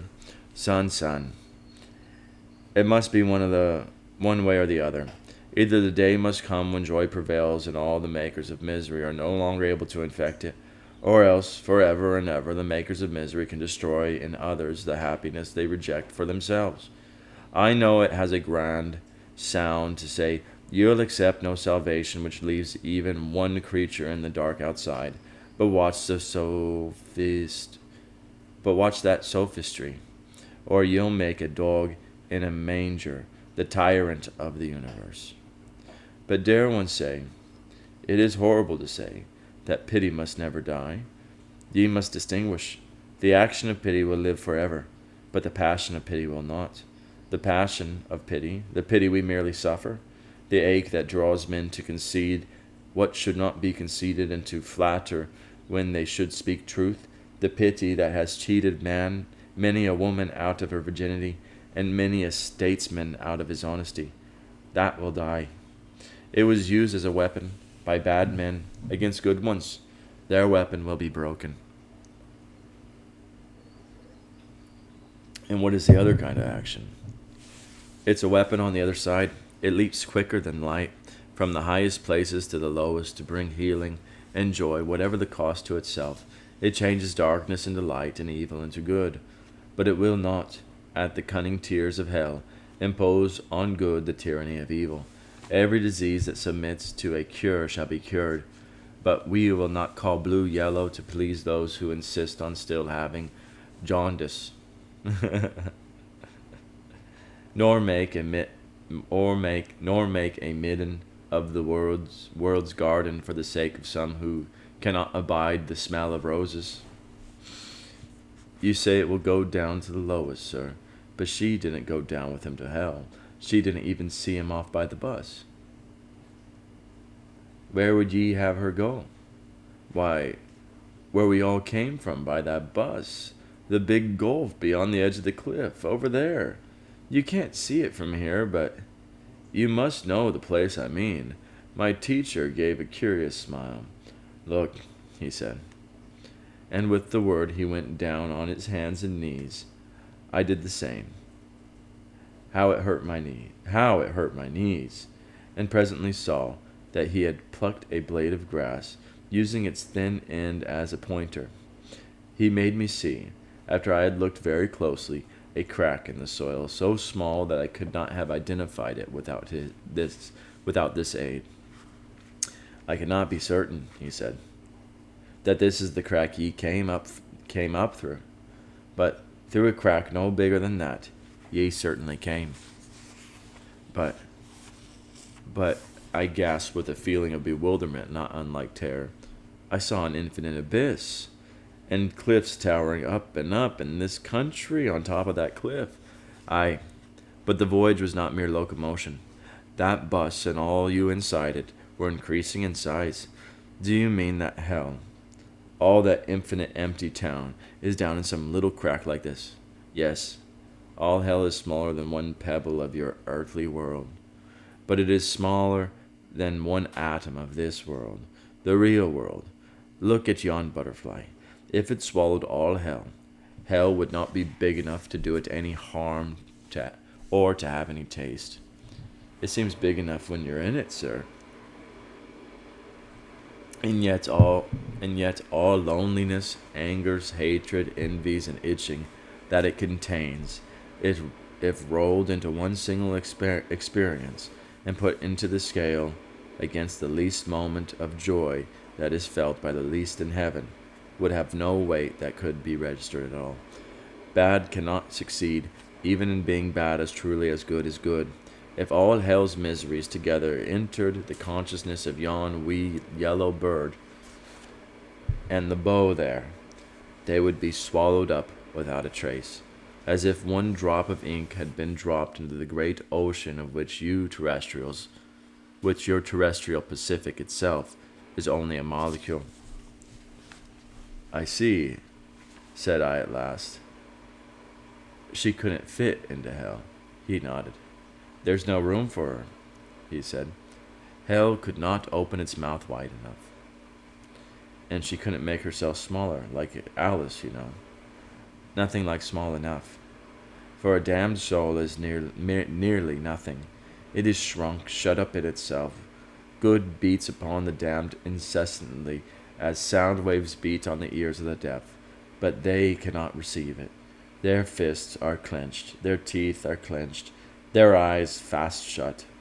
First they will not, in the end they cannot, open their hands for gifts, or their mouth for food, or their eyes to see. Then no one can ever reach them. Only the greatest of all can make himself small enough to enter hell. For the higher a thing is, the lower it can descend. A man can sympathize with a horse, but a horse cannot sympathize with a rat. Only one has descended into hell. And will he ever do so again? It was not once long ago that he did it. Time does not work that way when once ye have left the earth. All moments that have been, or shall be, were, or are present in the moment of his descending. There is no spirit in prison to whom he did not preach. And some hear him. Aye. In your own book, sir. Oh, aye. In your own book, sir, said I. You were a universalist. You talked as if all men would be saved, and St. Paul too. Ye can know nothing of the end of all things, or nothing expressible in those terms. It may be as the Lord said to the Lady Julian, that all will be well, and all will be well, and all manner of things will be well. But it's ill talking of such things, ill talking of such questions. Because they are too terrible, sir? No, because all answers deceive. If ye put the question from within time and are asking about possibilities, the answer is certain. The choice of ways is before you, neither is closed. Any man may choose eternal death. Those who choose it will have it. But if ye are trying to leap on into eternity, if ye are trying to see the final state of all things as it will be, for so ye must speak, then there are no more possibilities left, but only the real. Then ye ask what cannot be answered to mortal ears. Time is the very lens through which ye see, small and clear, as men see through the wrong end of a telescope, something that would otherwise be too big for ye to see at all. The thing is, freedom, the gift whereby ye must resemble your Maker, and are yourself parts of eternal reality, but ye can see it only through the lens of time. In a little clear picture through the inverted telescope, it is a picture of moments following one another, and yourself in each moment, making some choice that might have been otherwise, neither the temporal succession nor the phantom of what ye might have chosen and didn't is itself freedom. They are a lens, the picture is a symbol, but it's truer than any philosophical theorem, or perhaps than any mystic vision that claims to go behind it. For every attempt to see the shape of eternity, except through the lens of time, destroys your knowledge of freedom. Witness the doctrine of predestination, which shows, truly enough, that eternal reality is not waiting for a future in which to be real, but at the price of removing freedom, which is the deeper truth of the two. And wouldn't universalism do the same? Ye cannot know eternal reality by definition. Time itself and all acts and events that fill time are the definition, and it must be lived. The Lord said we were gods. Now, the Lord said we were gods. How long could ye bear to look without time's lens on the greatness of your own soul and the eternal reality of her choice? Chapter 14. And suddenly all was changed. I saw a great assembly of gigantic forms, all motionless, all in deepest silence, standing forever about a little silver table and looking upon it. And on the table there were little figures like chessmen, who went to and fro doing this and that, and I knew that each chessman was the idolum, or puppet representative, of some of the great presents that stood by, and the acts and motions of each chessman were a moving portrait, a mimic or pantomime, which delineated the inmost nature of his giant master. And these chessmen are men and women as they appear to themselves and to one another in this world. And the silver table is time, and those who stand and watch are the immortal souls of those same men and women. Then vertigo and terror seized me, and clutching at my teacher, I said, "Is that the truth? Is that the truth? Then is all that I have been seeing in this country false? These conversations between the spirits and ghosts, were they only the mimicry of choices that had really been made long ago? Or might ye not as well say anticipation of a choice to be made at the end of all things? But ye'd be better to say neither. Ye saw the choices a bit more clearly than ye could see them on earth. The lens was clearer, but it was still seen through the lens. Do not ask for of a vision in a dream more than a vision in a dream can give." "A dream? Then am I not really here, sir?" "No, son," said he kindly, taking my hand in his. "It is not so good as that. The bitter drink of death is still before you. Ye are only dreaming. And if ye come to tell of what you have seen, make it plain that it was but a dream. See ye make it very plain. Give no poor fool the pretext to think ye are claiming knowledge of what no mortal knows. I'll have no Swedenborgs and no Vale Owens among my children." God forbid, sir, said I, trying to look very wise. He has forbidden it. That's what I'm telling ye. As he said this, he looked more Scotch than ever. I was gazing steadfast on his face. The vision of the chessmen had faded, and once more the quiet woods and the cool light before sunrise were about us.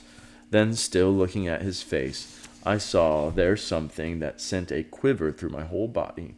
I stood at that moment with my back to the east and the mountains, and he, facing me, looked toward them, his face flushed with a new light. A fern 30 yards behind him turned golden. The eastern side of every tree trunk grew bright. Shadows deepened all the time. There had been bird noises, trilling, chattering, and the like, but now suddenly the full chorus was poured from every branch. Cocks were crowing. There was music of hounds and horns. Above all this 10,000 tongues of men and woodland angels, and the wood itself sang. It comes, they sang. Sleepers awake, it comes, it comes, it comes. One dreadful glance over my shoulder I essayed, not long enough to see, or did I see, the rim of the sunrise that shoots time dead with golden arrows and puts to flight all phantasmal shapes. Screaming, I buried my face in the fold of my teacher's robe. The morning, I cried. I am caught by the morning, and I am a ghost. But it was too late. The light, like solid blocks, intolerable of edge and weight, came thundering upon my head. Next moment, the folds of my teacher's garments were only the folds of the old ink-stained cloth on my study table, which I had pulled down with me as I fell from my chair. The blocks of light were only the books which I had pulled off with it, falling about my head. I awoke in a cold room, hunched on the floor beside a black and empty grate, the clock striking 3, and the siren howling overhead.